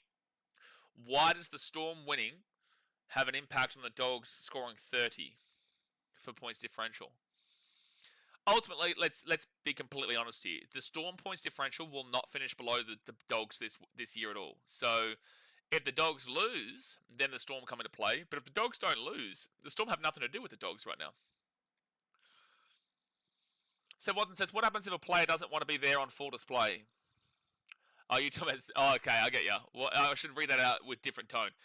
That's what happens if a player doesn't want to be there on full display. I agree with you. That was just lazy from Selwyn Cobbo. It was completely lazy. That's what it says. Nice one. Next coming of Latrell Mitchell. I do remember that. Hey, when he was coming through winning Manly Seagulls, Selwyn Cobbo did look very Trell-like. It did look very Inglis-like in a lot of ways. Obviously, very similar body structures and very similar ways of play for Selwyn coming through the ranks. But obviously, it just hasn't really grown into being the player we would have expected at the big-time level. You could actually make the argument for Latrell too at the Rabbitohs, even though he's still doing what he's doing. But I just don't think he'll ever... He was always compared to Greg Inglis coming through. And then Selwyn Cobbo was always compared to Greg Inglis and Latrell Mitchell coming through. Because that was when... That was before kind of Trell went downhill trajectory from his Roosters days when he was incredible. And then when he went to the Rabbitohs, obviously it's been a very tumultuous time there. Bulldogs left-hand side's forward. That's forward. Yep, Broncos bought the 45. But those 3 players have all been compared. Obviously, I wouldn't even put Trell close to Inglis. I couldn't even do it. I could not put Trell close to Inglis. I thought that one day he would have gotten there, but I just can't see it happening because of his forceful move into the fullback where he's not been anywhere close to being the fullback we would have expected him to be. But Trell in centres is incredible. So was Inglis. But Selwyn Cobbo, you can understand it when he was coming through the ranks at Wynnum. But since then, it just hasn't happened. Metal says, no way he just left that. He left that man-child's kick. He did. Pataskia says, it makes me mad when they say Bulldogs this, Bulldogs that. They wouldn't be saying Panthers try, Panthers try. What? It makes me mad when they say Bulldogs this, Bulldogs that. They would be saying Panthers try, Panthers try. Are you trying to allude that the Panthers circle jerk, we haven't had to sit through and watch the commentary just circle jerk the Panthers on... Cobbo's knocked the ball on. Cobbo has knocked the ball on for the Broncos. Bulldogs ball at the 40. Are you trying to allude that the Panthers haven't been sat there? You're telling me every week we don't hear about Cleary being the best player of all time?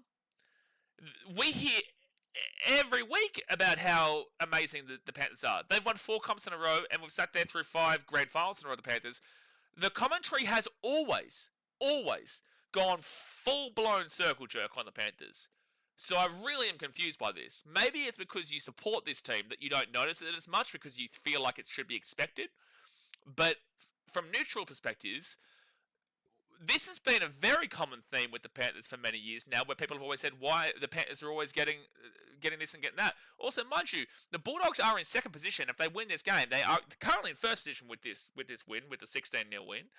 So I don't understand the comparison. I really don't. I don't get it. And I'm not a massive fan of the Bulldogs at all, but I just don't understand the comparison at all. They get up to, oh no, they've missed the tackle and Burton's away on the wing. He's on the sideline. Over the sideline. That makes no sense, that comment. I'm going to read I know he's been timed out, but I'm going to read the rest of his comments. Bulldogs by half a Panthers team. Now they think they are the best. Okay, like, what are you arguing here? Like, I don't understand what you're trying to argue here. This is what happens with teams. When you become good, your players are pretty good, right? So then they will expect more money. There is a salary cap to diversify the competition, to make it fair across the competition. So those players, the Panthers, you guys develop them. No one argues that. They're going to go to other teams. Would it not be a smart idea to go and buy the players from the team that's won premierships, i.e. Stephen Crichton, i.e. Viliami Kikau, some of the best players in the competition? So what, are they meant to go and sign players from the damn well Gold Coast Titans, who have come fourth last 3 years in a row and come in last this year? Are they meant to go and sign the Tigers players who have won 3 wooden spoons in a row? Why would you want to sign someone else? Your comment makes no sense. I get that you want people to sit here and talk about the Panthers, but like, we've done that for 5 years, mate. We've done it for 5 years. And also, people are talking about them again. Broncos get this ball through on 4 tackle here. That was an awful decision, and Marcelo Montoya grabs the ball to 5. What was his next one? I remember once Phil Gould said, who can stop the Panthers? Well, my answer to Slimy Gould was he can.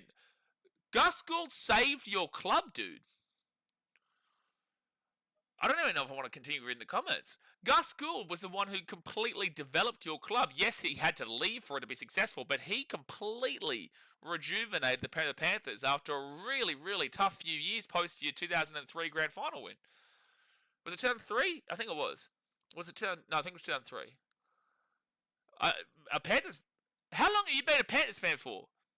How long have you been a Panthers fan for? And knock on for the Dogs here at 28. I'm sorry, the comments just don't make sense. Well, they bought a team. You buy a team at the end of the day. Everyone buys a team. You're all paying the same salary cap. That's how it works. It's how sport works, mate. It's literally how sport works. At the end of the day, I'm going to sign good players rather than players that are struggling for poor teams. It's simple math. It's just simple. It's really not rocket science. I know that you might feel like you need to go to do a university degree to come to that conclusion, but my conclusion is I would rather sign the players that are winning premierships who are available than players who are in last who are available. You know? This is not a very difficult question here. Deary me. So there's going to be a knock on there from the Broncos. Yes, it is. Knock on from Ezra Mam.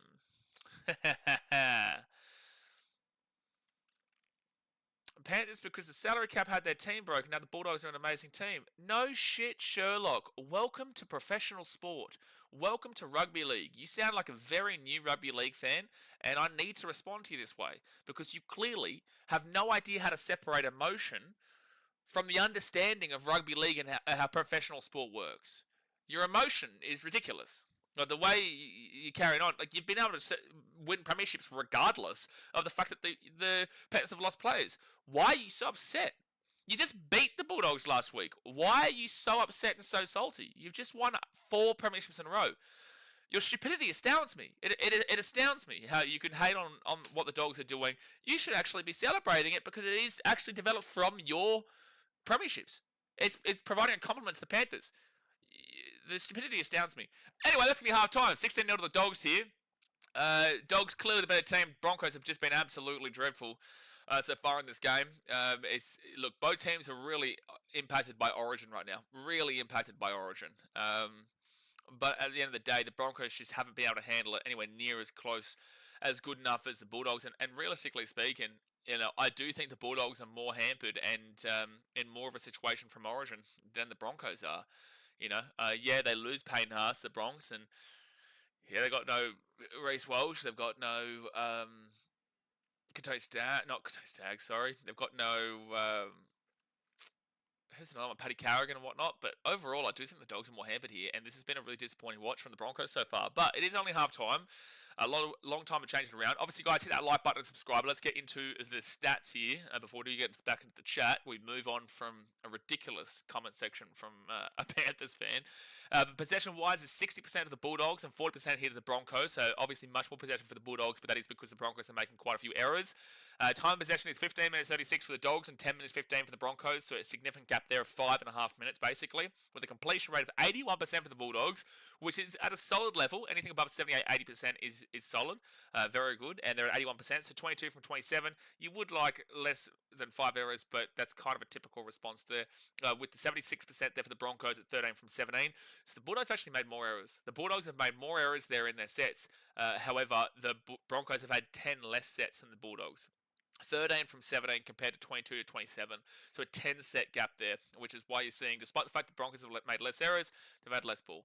The attack, all runs, 99 runs, 100 runs here for the Bulldogs. Again, I'll repeat, this is always just a guide at halftime. It is a guide, so these stats will change. But 100 runs for the Bulldogs, 67 runs for the Broncos, with 33-run gap there so far. That's a big one. 792 run meters for the Bulldogs, 521 run meters for the Broncos. So if you equal it out and you give, now it's 101 to 67, so 34, 797, 521. If you equal it out, you try to give 10 meters per run, and then give them 34 runs to get them up to the 101. So that would be 340 meters. 621, 721, 821, and then 860. So that means that if they both had 101 runs, based off of that metric, the Broncos would actually be above the Bulldogs by about 60 odd if they had the same amount of ball. So the Broncos, when they have the ball and are running up, getting their run meters, aren't actually doing too bad. Like they're not actually doing too bad there if you want to try and equal it out. But obviously, based off the actual statistics we have, it is very poor, but that's because of their own mistakes. The post-contact meters is 242 post-contact for the Bulldogs, 198 there for the Broncos. The Broncos probably lead that. They probably lead that if it's equaled out at 69-101. 69-100 now for some reason. The Broncos probably lead that over. They'll probably get more than 44 meters post-contact with 30-odd runs. So, yeah, a bit disappointing there overall for the Dogs. But again, based off the actual statistics of the game, the Dogs are in front. Line breaks is 1-0 for the Dogs. Tackle breaks is 16-12 for the Dogs. Wow, average set distance is poor here for both teams. So, under 25, anything under 25, we cut the stream. We're not even watching the rest of it. 25 to 30 is you wouldn't have split it. 30 to 35 meters per set is underwhelming, not good. 35 to 40 is average, what you expect. 40 to 45 is good. 45 to 50 is fantastic, and 50 plus is amazing.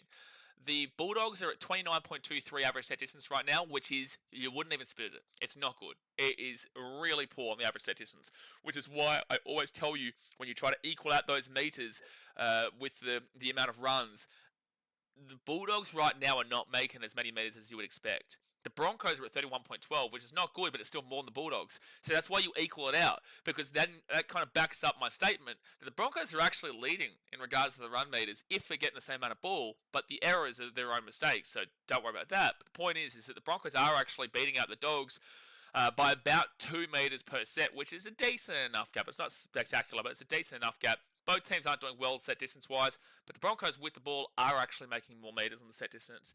Average play the ball speed is 3.66 for the Bulldogs, 3.41 for the Broncos. Quite a slow play the ball speed for the Dogs. Pretty average play the ball speed there for the Broncos. Offloads is 4-3 in regards to the Broncos. 4-3 in regards to the Broncos. And then you got kick defusal is 60% for the Bulldogs, 43% there for the Broncos, and the Dogs have got 1 forced dropout. Defensively, Both teams above the marker, so 88% to 90% is solid, what you'd expect. 90% above is amazing. The Dogs are at 89.14%, which is 156 tackles made for 12 missed tackles and 7 ineffective, so 19 bad tackles and 156 tackles made. 89.14% for them is really solid. It's you know, what you'd expect on the higher level. Broncos are actually better defensively, statistically. 89.67% here, which is 217 tackles made for 19 missed tackles and 6 ineffective. So obviously this just means they're making more tackles, right? By about 70 odd. By about 60 to 70, they're making that many more tackles. But they've got 25 bad tackles comparatively to the 19. So considering the 70 tackles made switch there, that's why the Broncos are actually in the lead tackle percentage-wise. So, individually speaking, the Broncos statistics are not as bad as this game's making it out to be. It's just that we're about to get to something, and the errors are at 6 errors for the Broncos, 5 for the Bulldogs, which is not good. But these stats aren't reflecting how poorly the Broncos have been. Like, when you look at these stats on an individual basis, they're not reflecting how bad the Broncos have been. It realistically is showing that they are down to individual lapses, and you've seen multiple mistakes from Selwyn Cobbo, and especially that one where he just let the ball bounce when he was lethargic, just trying to jog back to a ball that ended up bouncing for the Bulldogs for them to score. I'm not saying that Selwyn Cobbo is the reason the Broncos are losing this game, but I am saying that he's a big part of it. He's a big part of it because these statistics right now are suggesting that the Broncos aren't actually quite well out of it. They really aren't statistically, but at the end of the day, they're out 16-0 right now. 2 penalties conceded apiece, so it's the same penalties. Ruck infringements 4-1 against the Broncos, a little bit ill-disciplined there. And then inside 10 metres is 1-0 Broncos. So, again, on the pure statistics, the Broncos don't look as bad as the game suggests, but they have been really bad. And that's why you don't always just look at statistics and make your mind upon it. You have to watch the game to understand. If you watch the game, the Broncos have had multiple kicks out in the full, one from a kickoff, Adam Reynolds also from a 40-20 attempt.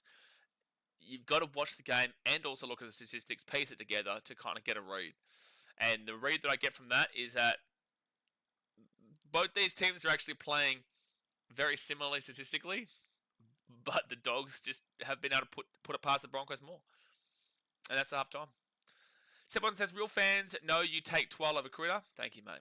Buck says, Tigers definitely doing a reverse Panthers. Yeah, exactly. You know, and that's the point. And that goes to the Premier League. That goes to football. That goes to all these different sports. Everyone's always like money, money, money, especially with like Manchester City and whatnot, right? There are plenty of clubs, like Man United, have spent a significant amount more on players. And in the last 5 or 10 years, I think since 2011, United have actually spent more than City. But yet City have won so many more titles and so many more trophies. So why is that? Why is it that United are spending more than City in the last 15 odd years, and yet City have won a lot more than them? And the thing is that you need to have the right people in place to make the right selections and make the right signings. You can go out and get the best players and the best signings, and that doesn't mean that they're actually going to work with your team. And the same thing goes here with the NRL.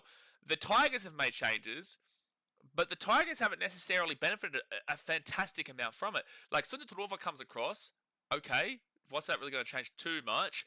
Jerome Luai comes across, they move him from his 6 into a 7. You would have expected that to do more than what it's been doing, but also, it hasn't really done anything. And they've got Api Kotoisau. That hasn't done anything for them, despite him being a fantastic player. It does seem like, and that suggests the same thing with City and United, is that just because you have money and make these big signings doesn't necessarily mean it's going to correlate into victories and wins and successes. And the proof is in the Tigers versus the Bulldogs comparison. Simple as that. Olivia says, I hope you like what you see, Dolphins fans. What a liability. You're right. Powski said, yeah, okay, footy professional, and I've been a Panthers fan before you were born. So then you shouldn't be this stupid. It's as simple as what I'll say. You are entitled to your opinion, but that doesn't make it ridiculous. Doesn't make it not ridiculous, because your comments come across as very salty, and your comments come across as very emotional for someone who should be very well aware and understand the game of footy right now. You know, if you have been a Panthers fan since before I was born, then you should be able to understand the concept of salary cap, and you should be able to understand the concept that you are going to lose players, and you're going to understand the concept that you're going to try and purchase the players from the good teams that are available compared to the teams that are bad teams. That's what I'm going to say here, man. So if you want to continue to be emotional with the Bulldogs signing players from the Panthers, feel free to do that, mate. It's ridiculous, but that's part of rugby league. It's just, it really is that simple. So you can throw insults at me all you like, man. But if you can't understand what I'm trying to say here, then that's on you. That's not on me. New Zealand guy says Doggies all over this. 16-0, not bad. No, Doggies have... Watching the game, the Dogs have been clearly over the top of them. Look at the statistics. It looks relatively even. Hugger Dad says, just joined, bro. What happened to Walsh? Not playing. Not good. Not playing. Ibrahim says, are you getting the new rugby league game if you are playing it on YouTube? I'm in Thailand, bro, and I'll be in Vietnam next week. I'm traveling a lot, man, so I don't take around my PlayStation. I'm too busy living life. I would love to do it for content and to create content, do some live streams and whatnot, but I just don't really have the time, mate. I don't really have the time.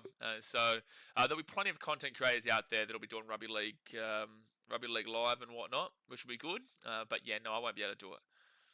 New Zealand guy says life in the top 4 is hard, very hard. Although very, very difficult. Very, very difficult. Okay, says, I don't know about y'all, but I'm loving this game. New room. Well, I'm in Bangkok now. I was in Hua Hin before. I'm in Bangkok now. But loving this game. Yeah, it's fine. Like, it's fine. This one guy says you want to play with the big boys in the top 4. What are you doing? What are you talking about? They don't have salary caps to... Okay, mate. And that tells me everything I need to know about your opinion. Casey says, boom, boom, room, and I didn't get an invite. How rude. That's a bit weird. It's a bit weird. Yeah, it's alright. It's an alright game. It's an alright game. Brenton says, the De Silva trade is a bit weird. They didn't get nothing in return, doing it at a point this year. The only issue that I have with trades and players going elsewhere mid-contract or on contracts and whatnot, or immediately, through the seasons, which is like what we saw with Galvin from the Tigers, the Dogs. The problem I have is that, say, for example, the Premier League or worldwide football, or say, just any sport that you can make trades or and signings. The clubs here, like Talon the Silva situation or like the Galvin situation, clubs don't receive a benefit to it. So it's like they have to agree to it, but the only benefit they get is salary cap relief. But it's like they realistically should get more than that. But the NRL doesn't have a process in place where that really happens.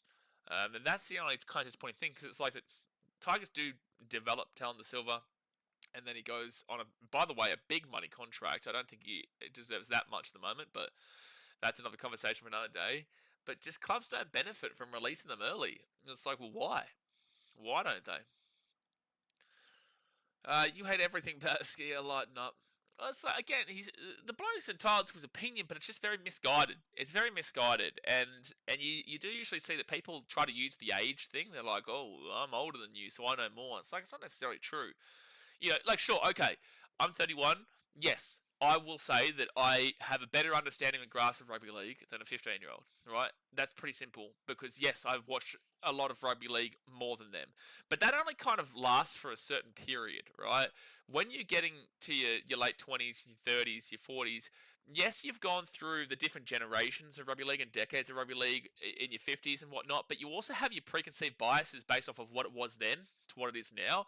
So it's like, for someone to say to me that just because I'm 31 compared to them being, 60, it's just not necessarily true. It means you have a better grasp of the comparison between the 80s to now, but it doesn't mean you actually know more about rugby league based off of your age and watching it, right? Because I do have a decent enough understanding of rugby league, but this is kind of how life works. People always try to utilize the age card. You just like, stop it, man. But again, if you are 30, 40, you are going to have a better grasp of rugby league than 10 to 15-year-olds, right? Even so much to say 18-year-olds. But that's also just my opinion. But that's because of the lack of amount of rugby league you would have watched by that time. Because you only really start to completely understand sport, like in the ramifications of winning and losing and all that kind of stuff. Bulldogs and Broncos running out to the field now. You only really start to understand it, in my opinion, when you get to about like 8 to 10 range. 8 to 10. Before that, you're kind of just like celebrating up and down. You have a basic understanding. 8 to 10 is when you start to really get a bit more of a grasp. Maybe more so at the 10 age. So then if you're talking about 15-year-olds, that's only 5 years. If you're talking about 18-year-olds, it's only 8 years. But again, it's my opinion. Mitch says, what is with people's obsession with this new game? I don't know. It's setting itself up for disappointment, but I hope it's good. I hope it's good for people. But alright, guys, second half is starting. Obviously, hit that like button and subscribe if you're new around here. Don't forget, we will be live for tomorrow's games, which is the Dragons and Raiders in Canberra, and the Cowboys and Storm in North Queensland. So I don't know how big those games will be tomorrow. I think Cowboys Storm has a better chance of being a good game. But it'll be interesting considering that there's all those players out with Origin. Kay says, let me rephrase. I like seeing the Broncos lose. I used to have a little soft spot for them, but in my opinion, they're a dirty, dirty team. Get away with a lot of bullshit. Sure. I'm not going to fight it. Templars Rugby Club says, favourite team? Team in last, baby. Get around them. Team in last. Woohoo! Sorry, no, first. The ladder's right there. I forgot. My bad. I forgot we're good now. So Broncos here with the ball at the 35. I don't have the tackle count. I think it's about third tackle. Now maybe fourth tackle at 45.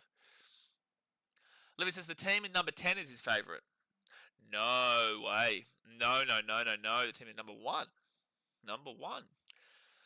All right, so fifth tackle for the Broncos. I was right. Adam Rods will kick this ball down here to about the 22. Not the greatest of kicks, but good chase there from Desai Katapani. No, Dean Mariner, sorry. Mitchell says, De Silva can't defend or throw a backwards pass to save his life, so he'll fit right in with Para. I actually like Talon De Silva. I actually think that Talon De Silva is a decent enough player. I don't think he's worth the money that he's on, contract-wise with Para, but, you know, the cap will increase, and that's what happens. Brandon says, it does somewhat help the Eels, too, when they're at a similar place in the ladder with the Tigers at the moment. Yeah, exactly. You're right. That wasn't an immediate signing, though, was it? I don't think it was. Townsend wasn't an immediate switch, was it? All right, so Selwyn Cobbo will grab his ball. Nice to see him grab a ball for a change today. It'll be first tackle for the Broncos at the 10. I'm seeing F1 and 4D tomorrow. Can't wait. That movie was so good, dude. I loved F1. And like, as you guys know, I've never really watched F1. I've never really been into it a great deal. But I watched that movie, and I'm like, maybe I should give it a crack. Would anybody here actually watch it? And again, I have no idea what I'd be watching. But would anyone be actually interested if I did an F1 stream? Just because I want to see what the hype's about, man. And that's the whole point of the movie. The movie did its job on me. Like, it was a good promotional piece. It was absolute propaganda, you know? But would anyone actually watch if we would sit here and effectively learn F1 whilst talking about it? And that's out in the full again for the Broncos. Oh, my gosh. Oh, my gosh. That is out on the full from... Actually, no, was that... Hold on. It was. Yeah, that was from the Broncos. Out in the full. Viliami Kickout's grabbing his shoulder right now. God bless him. Yeah, out in the full there from Adam Reynolds. That's twice today. Twice today he's kicked the ball out in the full. Mitchell says it's where the Cowboys Storm played like 2 weeks ago. I'm not sure. Case said, good to see us in number 1. Still, sadly, we'll drop a second after this. No, that's not how it works. No, that's not how it works, Casey. Oh, my gosh. What are you new here, Casey? Hey, Titans don't lose a game. Titans stay in first regardless, buddy. You got to start clicking on around here. Second tackle here at 34. What are you new? The Raiders, they're coming back. You watch. So Toby Sexton, they'll get off to Matt Burton. And Burton gives it off to Galvin. It's really sad to see that the Dogs are going to win this game. And yet they're going to drop out of the top 8. So Reed Marnie with a run here to the 10 on 4 tackle. As SB says, did you see Kevin Proctor get KO'd? Yeah, no, wild, dude. And that's going to be a mistake there. No, it's going to be a penalty to the Dogs. Penalty to the Dogs, and they're going to take the 2 here to make it 18-0. They will take the 2. Kate says, my dad's worried the Titans will randomly turn to a premiership winning team when they play the Wars soon. Good to see someone respects our abilities. Yeah, well, there's no surprise that he... there is no surprise that he is interested in that as a Warriors fan, considering the Titans beat him 66-6 last year and also 27-24 in the same year. And even when we had a send-off against the Warriors in 2023, we were down 18-6 at half-time, we were able to come back to make it 18-18 before getting too tired in the last 5 minutes and then getting beaten by like 10 points. But we have a pretty good record against the Warriors recently. We couldn't win a game against them to save our lives in the 2010s, but 2020s have been pretty good for the Titans against the Warriors. So 35 minutes to go through the game, and the Dogs get the penalty to make it 18-0 to the Doggies. 18-0. Skunkle says, Warriors, Dogs, and Raiders in top 4 is kind of crazy. Dogs, not so much. Warriors, yes. Raiders, kind of yes. Yeah. Never would have picked that at the season start. I definitely didn't pick the Warriors. Based off of my postseason analysis video that I did on the Raiders, it's not actually out of this world surprising. But I did still have them in 9th, which was much lower than how good they've been this year. But I don't think the Raiders are as surprising as people make it out to be. It's just that people always put Raiders like last, second, last, third, last, and it's just never going to happen. To be fair, I think I did in my preseason video say that I'm probably underrating it with the Raiders, but either way, I know what I said last year at the end of the year. I just didn't have the balls to back it in. And the Dogs will receive a penalty here. So Dogs at 35. Again, Broncos fans, if you lose this game by 24 points or more, no matter what, the Panthers will jump you. No matter what, losing, the Dolphins jump you, so you're already in 7th. If the Roosters beat the Tigers tomorrow, you will be in 8th. Manly, if they beat the Rabbitohs, based off of if you lose by 24 or more, Manly will go above you. You will drop out of the 8. And the Sharks have a bye. You would have to lose by 70, so you're not going out of 9. But ultimately, there is a very high chance, a very high likelihood that you finish this weekend off in 9th. It just comes down to Manly and beating the Rabbitohs. All right, so third tackle now for the Bulldogs, and Toby Sexton's going to be fourth tackle, 2 metres away from the line. Everyone says we are first, and we've won the last round of Prems. Exactly right, and it's going to be Dogs ball at the 2 minute. No, you're going to be serious, mate. 18 years in a row. We've only been a team since 2007. Come on. Toby Sexton, Lockie. No, actually, not a bad kick. Broncos will get taken back in the end goals. So it's going to be a dropout from the Broncos to the Dogs. Your mate Toothbrush Boy is streaming. Is he like consistent with Broncos games? Your mate? Does he actually like consistently stream Broncos games? Related to Kevin Proctor, he said he put his head in the wrong spot. Yeah, no, we saw that. Yeah, we saw that, man. All right, so Broncos here. Adam Reynolds will kick that ball up with a short one. Goes to about the 20. It's actually not too bad, but Bulldogs will get the ball at the 15. Deloise Hoyter actually got his hands to that, but he was able to knock it back. Nope, still a polo shirt. Oh my goodness me. I would watch F1 streams. Well, we'll try it out. When's the next F1? Is it like 2 weeks or 1 week? I don't know how it works. I know it's quite frequent though. It all starts in Australia though, in Melbourne, doesn't it, every year? Like early on in the year. Third tackle now for the Dogs, 8 metres out. Reid Marnie off to Bailey Hayward. And Curtis Morin. He will be 4 metres away here from the line.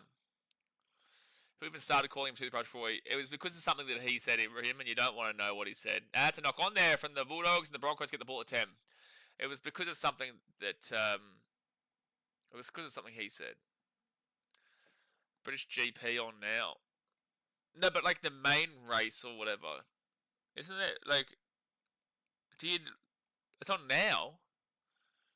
What are they? They're like 7 hours behind me in Thailand, or was it how far behind is England to me actually? Broncos ball at 30. Current time in London. 12:10. Oh, they're only 6 hours behind me. There you go. All right, fifth tackle now for the Broncos. They only got to the 35. Hioi. Okay. Let's stop balling another content creator. Right? Let's stop doing that. Billy Walters will come on for his 100th game here, and he'll be at the 25. FP1 is on after this game. FP1. Again, you need to teach me these things, man. What on earth is an FP1? I have absolutely no idea what that means. And now off to Con Tracy, and he'll be third tackle at the 48. That's going to be a penalty to the Dogs. Penalty to the Dogs. 30 minutes to go the game. Dogs all over them at the moment. 18-0 up. Hit that like button and subscribe. 30 minutes to go here in the game. So when is like the main race? Do you need to like watch all the practices and stuff to understand going the main race? Is it like is that what like F1 is? You need to watch them all. Do you got to catch them all like Pokemon? All the races? Or can you kind of just like tune in for the main race? But that is a penalty here to the Dogs. Now practices are basically for grid position. So do they go hard out? Like in practices, are they driving like crazy to sort their grid position? Does grid position, like obviously grid positions surely matters if it's like, again, I don't know how many cars are in it, but 1 to 24. Like you'd prefer to be in 1 surely over 24. But like how important do they rank those practices? So it's second tackle now for the Dogs. They go out to the left-hand side, then off to Curtis Morin, and Morin's going to be 33 metres out, third tackle.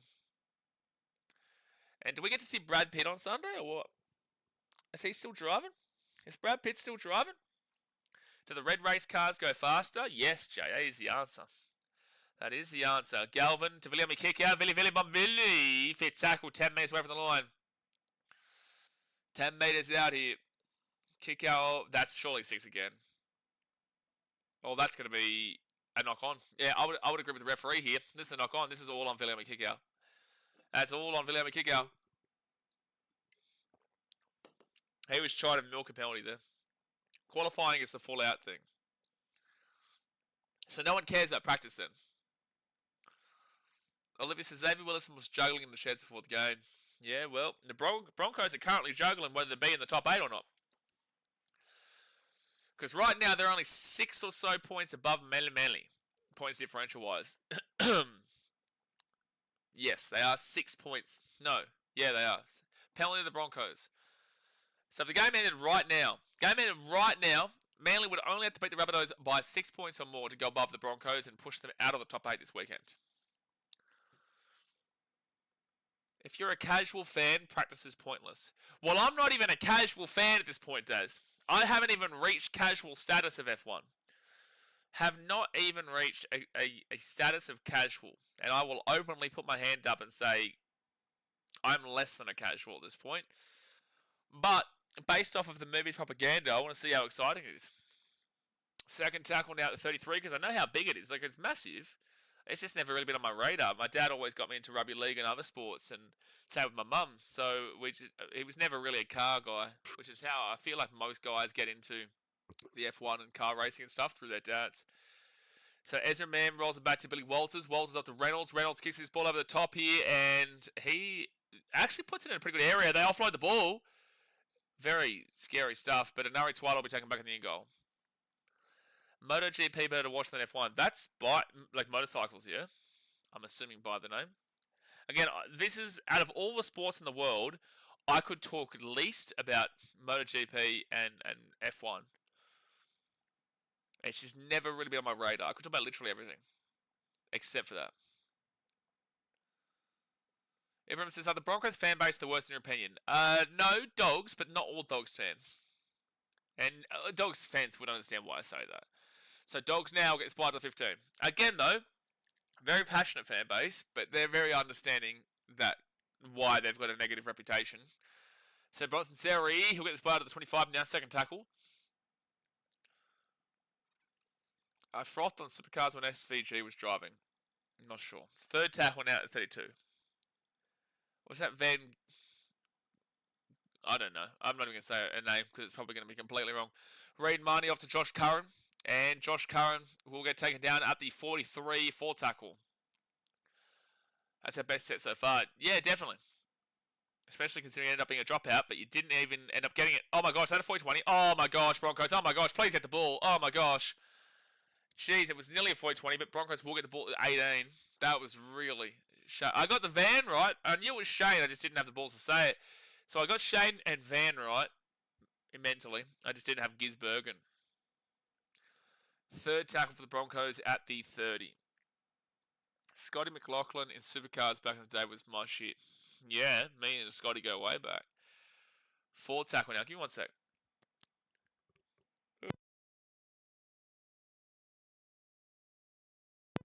Gee whiz. Nose was blocked. So Adam Reynolds, that's a little bit of a charge down there from William Kikau. The ball will bounce up here for the Broncos because of it. They're away here. And now that is actually 6 again because it was a charge down attempt from William Kikau. So Broncos on first tackle. Ezra Mam over the top. You're not going to do it to yourselves. You're not going to do it to yourselves. You're not going to go over the sideline. You're not. I refuse. 6 again. They didn't go over the sideline just. Literally 7 centimetres away from going over the sideline there. Need your sniffy jar. Where is it? Where is it? Oh, I can see it. I'm going to get it after this set. Second tackle for the Broncos. 8 metres out for their 6 again. They go out to Adam Reynolds. Reynolds to Selwa Cobbo. And Cobbo will run the ball to 7 metres out from the line. Third tackle. Out to Adam Reynolds. Adam Reynolds kicks it through. Played out there by the Dogs. And Bailey Hayward will get the ball and get the offload away to Josh Curran. Josh Curran over the top. And they're away. And Ari Tuala taken down by Tony Staggs. Nearly over the sideline. I'm going to get my sniffy jar. Give me 1 second here. Second tackle for the Dogs at the 38. Alright, the sniffy jar's here. The herbal inhaler. We got the herbal inhaler ready to rock and roll. Third tackle. Wait, how did the Broncos get the ball? Oh, he's lost the ball. Josh Curran just lost the ball out of nowhere. Well, the Bulldogs are handing the Broncos an opportunity to get back into this game. They're giving him an opportunity. I'm going to punch Max Verstappen's cat if that 10-day contract player scores. That comment is all over the shop.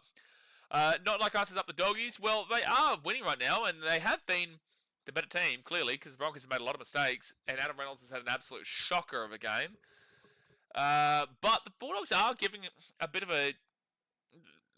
opportunity here for the Broncos. If they score, it'll only be 12 points, and the game is still on if they score. Jay says he's going to need to go through rehab to get over his sniffy jar addiction. Oh, yeah, very addicted, Jay. You had to remind me to go and get it. That's usually what addiction is. Other people have to remind you. You know, if you have a drug addiction, everybody else is saying, hey, don't forget, go and have that. Don't forget, please. You know, if you've got... Oh, okay, Broncos aren't doing jack shit with their opportunity. It's knock on. You can use the sniff jar herbs in tea as well. I have seen that. Templars Rugby Club says, anyone watch Union? Because I don't. Why'd you ask us the question then? Second tackle now the Dogs. Yeah, no, I do. It's just very difficult to watch it whilst we do all these NRL games because we stream every NRL game here. But I'm probably one of the only Wallabies fans left alive on the planet. Third tackle now for the Dogs at the 50. It was right beside you, just off screen. Nothing sus. It's the other side of the room. What are you talking about? If it was right off screen, I would have just grabbed it. Deary me. Templars Rugby Club says bored. Fair enough. The Dogs knock on. Well, Grass McGrath is having a stellar second half here. Stellar second half. Just stellar. Buck says, I'm more concerned for his massage addiction. That's a lot more pricey back on the Gold Coast. Well, the good thing is it's not on the Gold Coast. If you've got a massage addiction, I would say that Thailand or the Philippines is probably up your alley, mate. And obviously you're the one mentioning it, so I'm thinking probably you're trying to tell us what you have. And that's fine, mate. You've got a massage addiction. This is the place for you to be. Billy Walls is taken down here at the 35. But the issue here is that the massage you get probably won't be a good massage, but you might still have a happy time with it. That's going to be a drop ball. Knock on Broncos. We have seen 4 knock-ons in the last 4 sets. 1 from the Dogs, 1 from the Broncos, 1 from the Dogs, and guess what? 1 from the Broncos. Why can't I create an account 3 days ago if you get bored easily? Well, these are the questions we ask. But welcome to YouTube. Welcome. Then I might sleep. Well, Olivia, the Broncos aren't looking very, very likely to come back in this game. They're not looking extremely likely. I'm going to rock back and forward in a corner first. Hi, Olivia. You are talking to a Gold Coast Titans fan.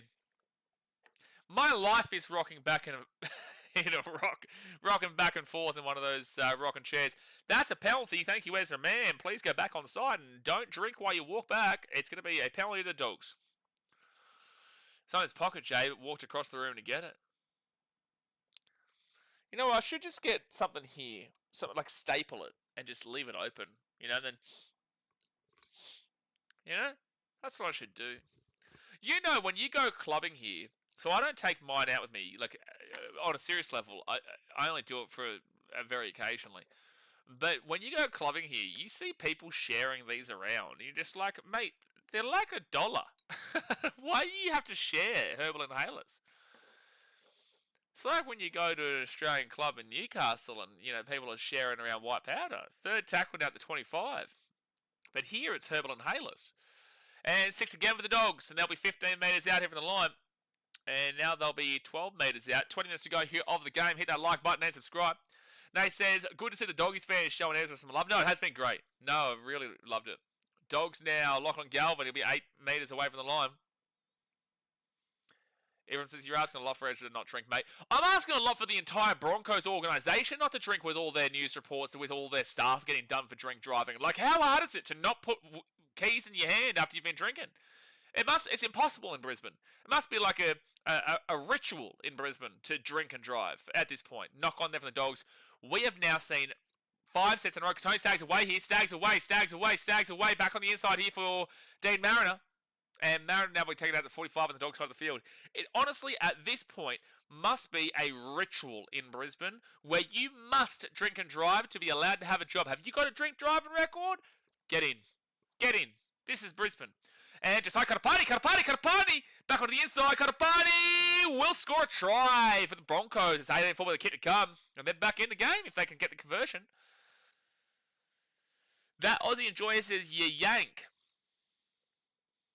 You reckon I'm an American or something? What you mean? You think I sound like an American? I'm not no American, but the Broncos will score. The Denver Broncos do score on the corner through Josiah Karapani for the Brisbane Broncos. Denver Broncos. Josiah Karapani.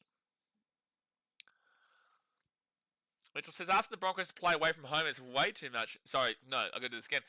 Mitchell says, asking the Broncos to play away from home is way too much and way too unfair. You're not wrong there, mate. You're not wrong there. G'day, mate. Shrimp on a Barbie. Those inhalers have powdered herbs. Yeah, well, you know what? Based off of how Adam Reynolds has played today, I would assume he misses this kick. But based off of his career, I would assume he gets his kick. Take your pick.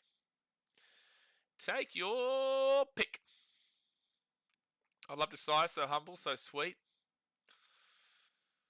Olivia. He has signed for another 3 years, hasn't he? I think he signed for another 3 years. It's funny, hey, Brenton, you've been to Bangkok before. Anyone, whoever here has been to Bangkok, just know 5 minutes away from me is Nana Plaza. By walk, not car, because car would take 3 hours to get there. 5 minutes away. That place is just wild, dude. Adam Reynolds will get the kick. He will get the kick. So it is 18-6 with 18 minutes to go in the game.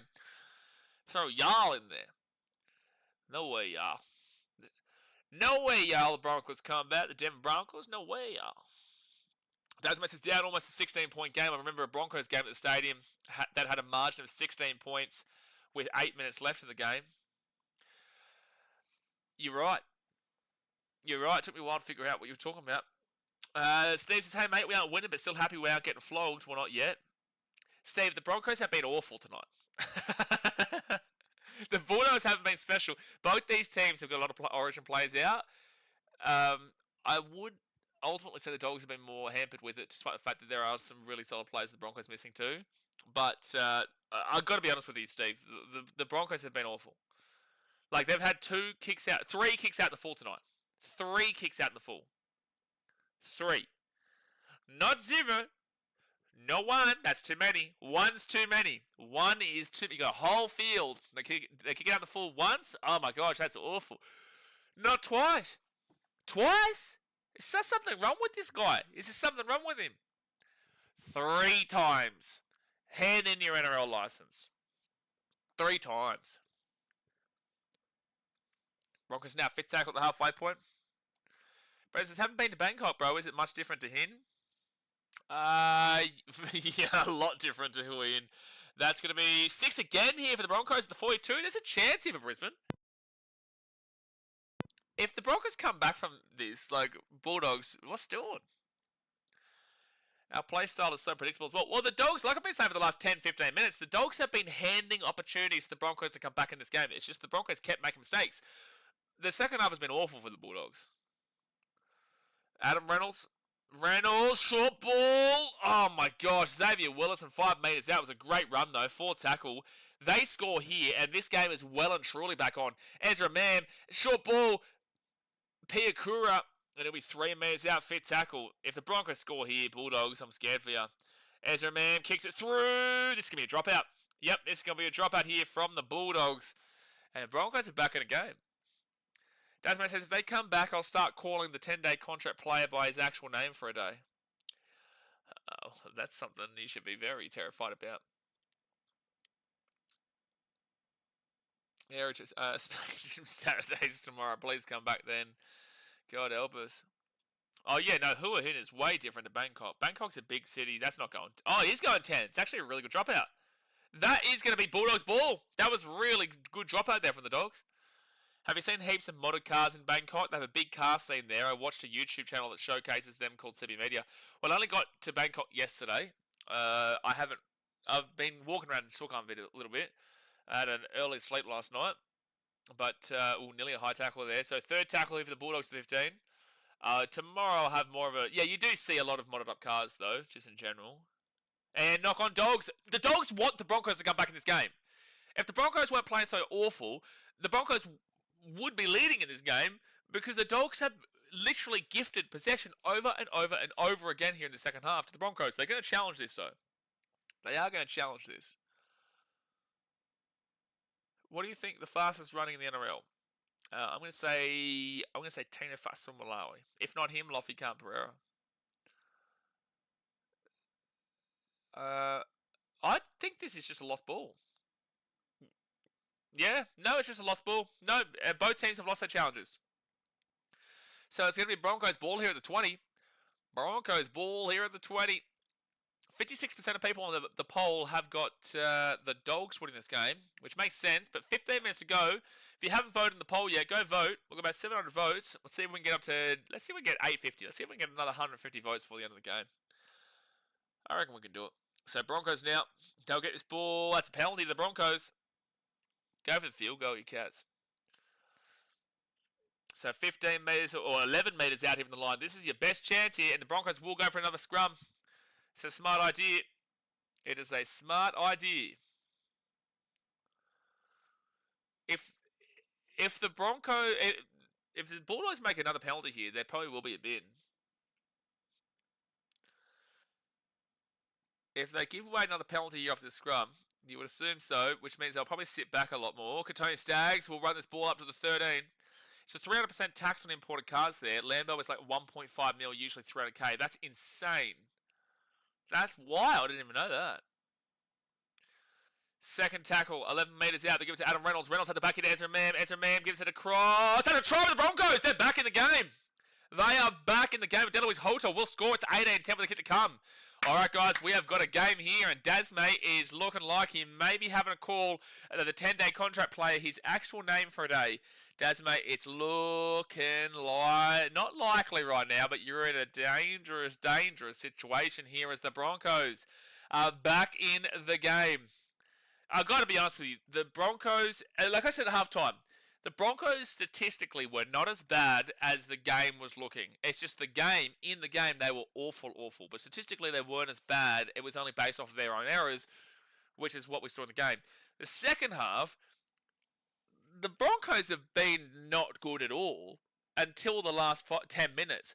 But the Bulldogs in the second half have just been desperately pleading with the Broncos. Come back, please. We want to give you this ball. Take the ball. Have to try. Please.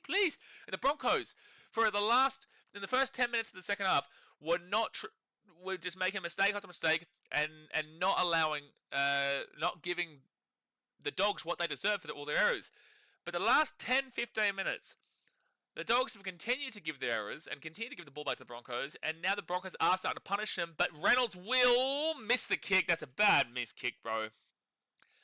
That's a bad miss kick in a situation like this. It was an 8-point game. Huge miss there in the context of this game. Huge miss. But also, Brenton, is that 1.5 mil dollars, or are you talking about 1.5 mil baht? Actually, no, definitely not baht. No, it's definitely not, because you're talking about a Lambo. Because 1.5 mil would be 150, would be 75, would be about like 72,000 Australian dollars. So no, you'd be definitely talking about actual dollars. I'll call him man stands for major absolute moron. Hey, you're not wrong. So the Broncos, they learn that the Dogs will kick it into the grass play, into the play on the grass, not into the grass out of play, which is what the Broncos have been doing all night. First tackle for the Broncos, and that should be a penalty. Oh, Billy Walters away here. He's at 35, the 40, gets the ball offloaded here, and the Broncos are still going. They're taking out the 45 on the Dog side of the field. The Broncos are absolutely coming back in this game. Second tackle, Billy Walters out to Ezra Mam. Ezra Mam up to Adam Reynolds. Adam Reynolds, he'll take the ball over the top here. What are you doing, dude? What on earth is... What the fuck is Adam Reynolds doing? He has been awful today, Adam Reynolds. Adam Reynolds has been awful today. Second tackle over the Dogs at the 28. What is he doing? It was second tackle and he just kicked the ball back to the Dogs.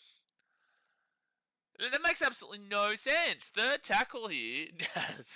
Third tackle for the Dogs at the 40 now. I can't believe Adam Reynolds just did that. You made this amazing, unreal play all the way to the 50, and then on tackle 2, you decide to kick the ball to the dog, literally just to the Dogs. There was no space there. That play that he was thinking about doing was not on. He's kicked the ball out in the full 3 times today, Adam Reynolds. 3 times. And then does that as well. And missed the kick just then to bring him back within 6. Yikes, dude. Yikes, lids are off, Daz. Well, there's still 11.5 minutes to go here, but jeez. Infinite Kiwis has given him a beer. I need a beer for watching Adam Reynolds tonight.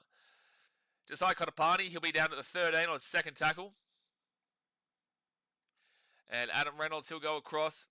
And they'll be 25 metres out from their own line, third tackle. Oh, I need a beer for watching how Reynolds has been playing this game today. Fourth tackle at the 32. That's for Chang beer. Chang beer. Adam Reynolds, oh my gosh, dude. He's having one of the worst games I've seen him play in a very long time. That was lucky, not a knock on. Ezra Mam over the top here. Just like Kotapani's away on the wing, down the wing, flicks it back onto the inside, and the Dogs will get the ball at the 42. So 10 minutes to go here of the game. 10 minutes to go. Hit that like button. Subscribe if you're new around here. Keep voting in the poll. Keep voting in the poll there. And the Dogs now. Don't forget, we'll be live for both the Raiders and Dragons in Canberra tomorrow, and also the Cowboys and Storm in North Queensland. Have you had a Leo beer there? I'm not a massive fan of Leo, mate. I'm not a massive fan of Leo. Someone says, surely the Dogs can't lose this. There's no way. If you lose this, there's something. I know that both teams have got players out, but and the Dogs have knocked the ball on. Oh my gosh, the Dogs, they really want the Broncos to win this game. I don't know since how long I've seen a team want to lose more than the Dogs right now. I don't know a team who's wanted to lose more than the Dogs right now. Hey, Dogs, you lose this game, and you're probably going into third. You're out of the home final situation for the time being. So you can't let the Broncos come back into this. And Manly right now, they'd be spewing because they had an easy run into pushing the Broncos out of the 8. And now they've got to beat the Rabbitohs by about 18 points. That's a penalty to the Broncos. Oh my gosh. Dogs, dude. If you're a Dogs fan, you've got to be punching walls, mate. You've got to be punching walls at this point. They've given away a penalty to the Broncos at the 45 off the scrum. From the scrum. They didn't pack it in time. Oh, you can't be serious here, Dogs. You can't be serious. Tony Staggs now, he'll be 25, 22 metres out of the line, first tackle. Now, Broncos, you've got to capitalise on all this. You've got to capitalise. Second tackle, and they're 20 metres away from the line through Hetherington. Hetherington to Billy Walters, off to Adam Reynolds. Adam Reynolds back onto the inside. Broncos are 9 metres out from the line. 9 metres out. Billy Walters goes out to the left himself, and he will score. He will score a try, and that's on you, Dogs. That is 150% on the Canterbury Bulldogs. They are asking for the Broncos to win this game. You had this game wrapped up about 25 minutes to go, Dogs. You had this game wrapped up, and now you've just allowed the Broncos back into it from your own errors. This game is a game of the Dogs wanting to lose, and the Broncos being like, you know what, fuck, you want us to win? Okay, we'll come back and win. That's how this game's playing out right now. Now, the Dogs are still going to be up by 2 points by the end of this, but the Dogs have given everything to the Broncos in the second half. The Dogs have knocked the ball on, they've knocked the ball on, they've knocked the ball on, and the Broncos are coming back. Dead set. Bucks says, let's go Bronx. Well, honestly, I can't believe what I'm watching from the Dogs in the second half. This is looking like the Rabbits versus Doggies game. I can't remember what you're talking about. Daz must be punching that KFC bucket. If you're a Dogs fan, you should be fuming at what they're doing this last 20 minutes. This last 20 minutes from the Dogs has just been diabolical stuff. And there you go, 18-16 here with 8 minutes to go here of the game. All right, get into the comment section right now. Let me know, who do you think wins it from here? Do you think the Broncos find a way to win the game despite being down 18-0 at one stage, actually? They went for the penalty. So 18-0. Hey, how's that 2-point penalty looking, Nate J? Or Ian? Glad. Good job they took the 2, said Watson. Exactly right. Exactly right. But it is 8 minutes to go here of the game. Get in the comment section. Who wins, Bulldogs or the Broncos? And, man, Reynolds, you've got to pick yourself up. If the Broncos are going to win this game, Reynolds needs to sort his shit out for this last 8 minutes because he has been just awful today. And there's a mosquito. Get off my screen, mosquito. All right, Broncos now 10 metres away from the line. And Xavier Willison, he's had a good second half. He'll be first tackle now at the 18. I actually can't believe the Broncos are back in this game, considering how poor they were in the first half. Oh, that's a high tackle. Damn, they didn't call it. Second tackle now. Maybe his head just jolted back. Billy Walters gives it to Gashevsky. And he's going to be 33 metres out now from the line. 33 metres out. There's still plenty of time here. Plenty of time for the Broncos. They're 44 metres out, 4 tackle. Off to Xavier. No, Adam Reynolds. Adam Reynolds gives it across here to Selwyn Cobbo. And Cobbo now will be at the 48. He's a Waco. Tony Staggs. Staggs the 40, the 35, the 30, the 25, the 20. Kicks the ball over the top. Oh! There might be a penalty here for the Broncos. This will be looked at here. Staggs may have been taken out here without the ball, which would be a professional foul, mind you, which would mean the Dogs be down at 12, and the Broncos would have a penalty from the sideline. I don't think you go for the 2, but then again, you probably do go for the 2, but being down a man, it would... This might be a bin here. Do you go for the 2 here from the sideline? You probably do, but also the difference to what last week happened... Oh, wow, they didn't even penalise it. Damn! Like, if the Broncos score here, then whatever, but that was definitely, at minimum, a penalty from Colin Tracy. That's crazy, actually. Adam Reynolds out the back to Ezra Mann. Ezra Mann flicks it through! Oh! The Broncos will score! It's 20-18 with a kick to come. It's 20-18 with a kick to come, and the Broncos have come back out of nowhere, dude. Oh, no. Oh, wow, Dogs. I have never seen, and I will say this, I don't think I have ever seen in my life a team who has wanted to lose more than the Dogs tonight. They have wanted, they have pleaded, and they have begged to lose this game tonight. This second half from the Bulldogs has been unbelievably diabolical. And the Broncos have come back and they're up 20-18. Now, the game is not over yet. The game is not over yet. But how the Dogs have allowed this is out of this world. Try time, bing bong, might have bish, absolutely. 5 minutes, 15 to go. Brenton says Galvin a reserve grade. Oh, it's not just his. This whole Bulldogs team has given up in the second half. They gave up. They gave up. Can you imagine right now being Stephen Crichton or being Max King or being these guys in Origin, watching you go up against this Broncos team who also have a lot of players out with Origin and thinking how hard you've worked to get there. And the Bulldogs have disrespected the jersey today in the second half. They have disrespected it. How many knock-ons have they had? How many 4 passes they had?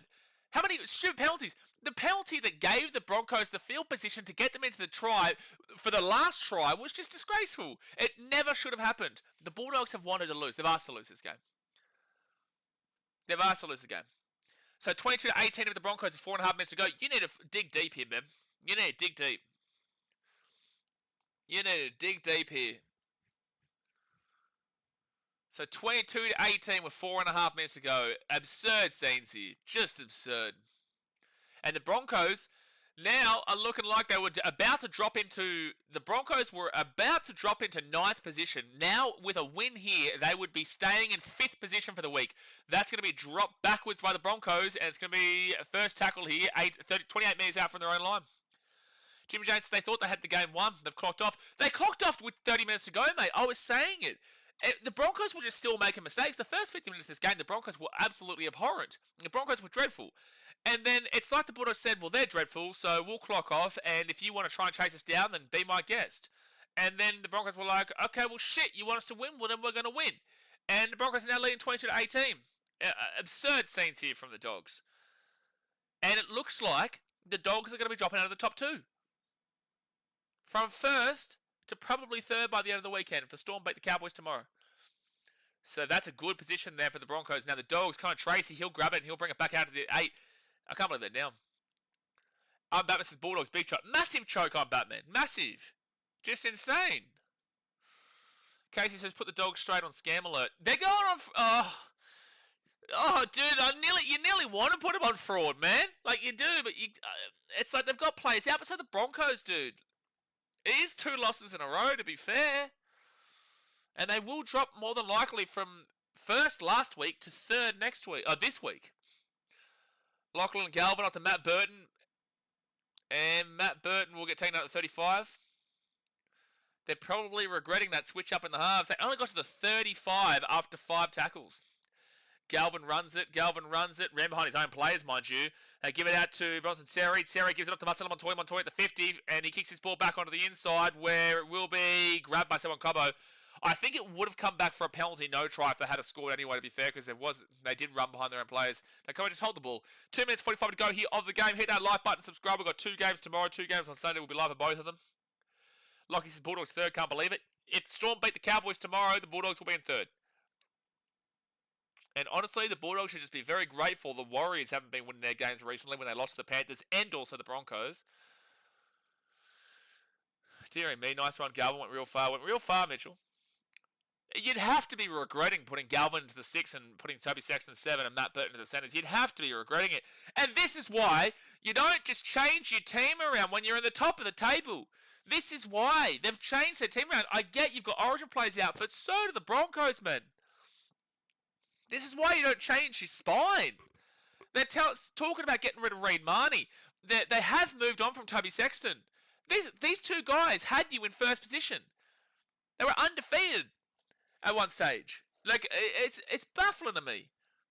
They've got no direction in the halves right now. And the Bulldogs have been all over the shop. But can they still win this? Yeah, they can. But they've got to do something on this set. Second tackle out to 25. And Lachlan Galvin off to Viliame kick out. Someone says fraud alert. It's like, sure, but I wouldn't have thought I'd be putting him on this game considering all the players out, but oh man, this game gives you a lot of worries of your Dogs about your tenacity. And that's a great tackle. Oh, he's lost the ball too. That tackle from the Broncos is spectacular. Minute 12 to go here. The Broncos will get the ball. Bulldogs, this is an all-time choke job. This is an all-time choke job. This is an all-time choke job, this. Oh, dude, Preston just got annihilated by Josiah Katapani. This is an all-time choke job from the Bulldogs. And you know, I've got to say this to you, Broncos. You're the exact same team as the Roosters. You are quite literally the exact same team as the Sydney Roosters. Both your teams make a trillion, a gajillion, a billion errors. Errors galore. You just find a way to win games. But let's be honest, the Broncos and Roosters ain't winning the comp this year, but they're definitely winning enough games to buddy spice things up in the finals. They're going to spice things up in the finals. Like, the Bulldogs have... Oh, dude, you can't get over this choke job. Like, this was bad. Hey, Daz, well, today's not the day, obviously, but you did say 10-day contract player. Today's obviously not the day. We'll have to wait for next Broncos game, which is actually against the Titans next week. Casey says, Galvin sucks, keeps trying to put his mates through the line, but just passes way too late and way too hard. Dogs deserve this loss. What a choke. Massive choke, dude. Like, I know what the excuses are going to be, but it's like the Broncos have the same excuses, and then we're down 18-0. And that's game. And that's game. It is 22-18 to the Broncos, and that is spectacular how you've choked that, Bulldogs. And if you don't like the way I'm talking about, Dogs fans, if you don't like the way I'm talking about the Dogs, you didn't watch the game. If you watch the game, you know exactly that they deserve the criticism that they are copping in this game. They deserve the criticism they are copping for this game. For the first 50 minutes, you weren't great, but you were clearly a better team because the Broncos were making error after error after error. From the 50th minute to the 80th minute, you begged and begged and begged for the Broncos to come back. You made knock-on after forward pass, after penalty, after forward pass, after knock-on, after penalty. And the Broncos, for the first 10 minutes of the second half, they weren't matching you for errors. They were making errors and errors and errors and not putting themselves in a position to win themselves. And then it clicked. It's like, that team wants us to win. And then that's when the Broncos clicked, and they did come back and win it from 18-0 down. I've got to do it. You got to do it. You've got to put fraud alert on it. Because, oh, dude. They're going to be in third this week. I can't believe it. Like, good on your Broncos. Like, at the end of the day, you're the same team as the Roosters. You both just make errors galore, but you just find a way to win games. Bucks didn't expect this ending. No one did. No one did. Even the Dogs fans in the crowd are just like, what the fuck did we just watch? Jasmine says, hammer them. Fair enough. One of our toothbrush boys reacting to this. He'd be pretty happy. He'd probably shirt off. Get the toothbrush out. Bucks have no idea what to think of the Dogs at the moment. This is the thing. We've got a reminder that this is not a full-strength Dogs team, but context, that was definitely not a full-strength Broncos team either. Both teams played bad today, but the Broncos, for the most important part of the game, played a little bit better. A lot better in the last 30. Ran over the top of them completely.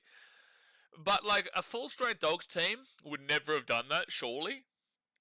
But you don't even know how to explain that to Dogs fans. How do you put that into words? How do you put what we just watched into words? Olivia, how did we just do that? I don't want to burst your bubble here. I don't want to take away from the Broncos here, Olivia, but you didn't. The Bulldogs did. Like, I've got to be honest with you. I've got to sit here and say, like, that is... The Broncos did what they did because the Bulldogs, they just gave up.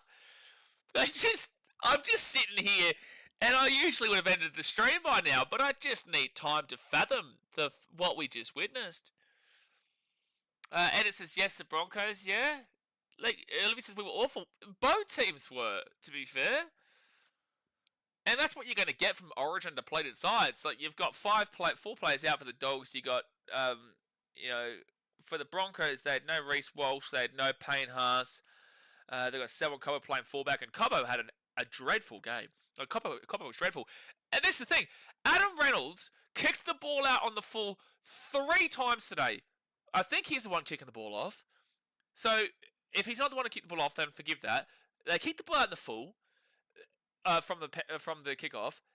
Adam Reynolds himself kicked the ball over the sideline on the full twice. Adam Reynolds also missed the conversion that kept him at 18-16 down. He made plenty of mistakes today. He kicked that ball into the corner for a play that was never on and gave the ball straight back to the Bulldogs. I don't know how the Broncos won this game. Yeah, Xavier Wilson was absolutely amazing today, Tanner. He was. He was very good. And Billy Walters really changed the game around as well. Like, Billy Walters really did. I just don't know what we just witnessed. But anyway, guys. Yeah, 14 errors apiece, said Watson. Like, come on. Like, come on. Come on, man. Come on. But anyway, guys, I'm going to jump off for now. Well, we're going to get to the 850 votes, so get around here. Obviously, hit that like button, subscribe for new around here. We've got 2 games tomorrow, which is the Raiders versus the Dragons and the Cowboys versus Storm. Hey, Bulldogs fans, you better be the biggest Cowboys fan that ever Cowboys fan tomorrow. You better be a bigger Cowboys fan than the Townsville locals tomorrow, because otherwise you are out of the home final spot of the top 2. Well, you will get a home final regardless, but You drop out of the top 2 for the first time this season if the Melbourne Storm win tomorrow, which is just insane. Broncos, you stay in 5th. You were this close to going into 9th, and then ultimately you're going to stay in 5th. Like, that's how big of a contextual change this game has been. Infinite Kiwis' Green Machine upset tomorrow? What, the Dragons to beat the Raiders? I don't think so. But you're exactly right. Welcome to NRL 2025, said Watson. You just never know what's going to happen. This has been a very weird year of footy, Brenton. Very weird year. But anyway, guys, we'll be live for both games tomorrow, plus both games on Sunday. And also, do not forget, Wednesday is going to be an absolutely massive stream here. We've had like over 2,000 people on the live chat for both the first 2 games, and this is a decider. So we'll start live about an hour early for that one. So definitely don't forget to tune in. But I will see you tomorrow. Like I said, thumbs up, subscribe. I appreciate you. Thanks for watching. Catch you later. See ya. What's she doing, Broncos?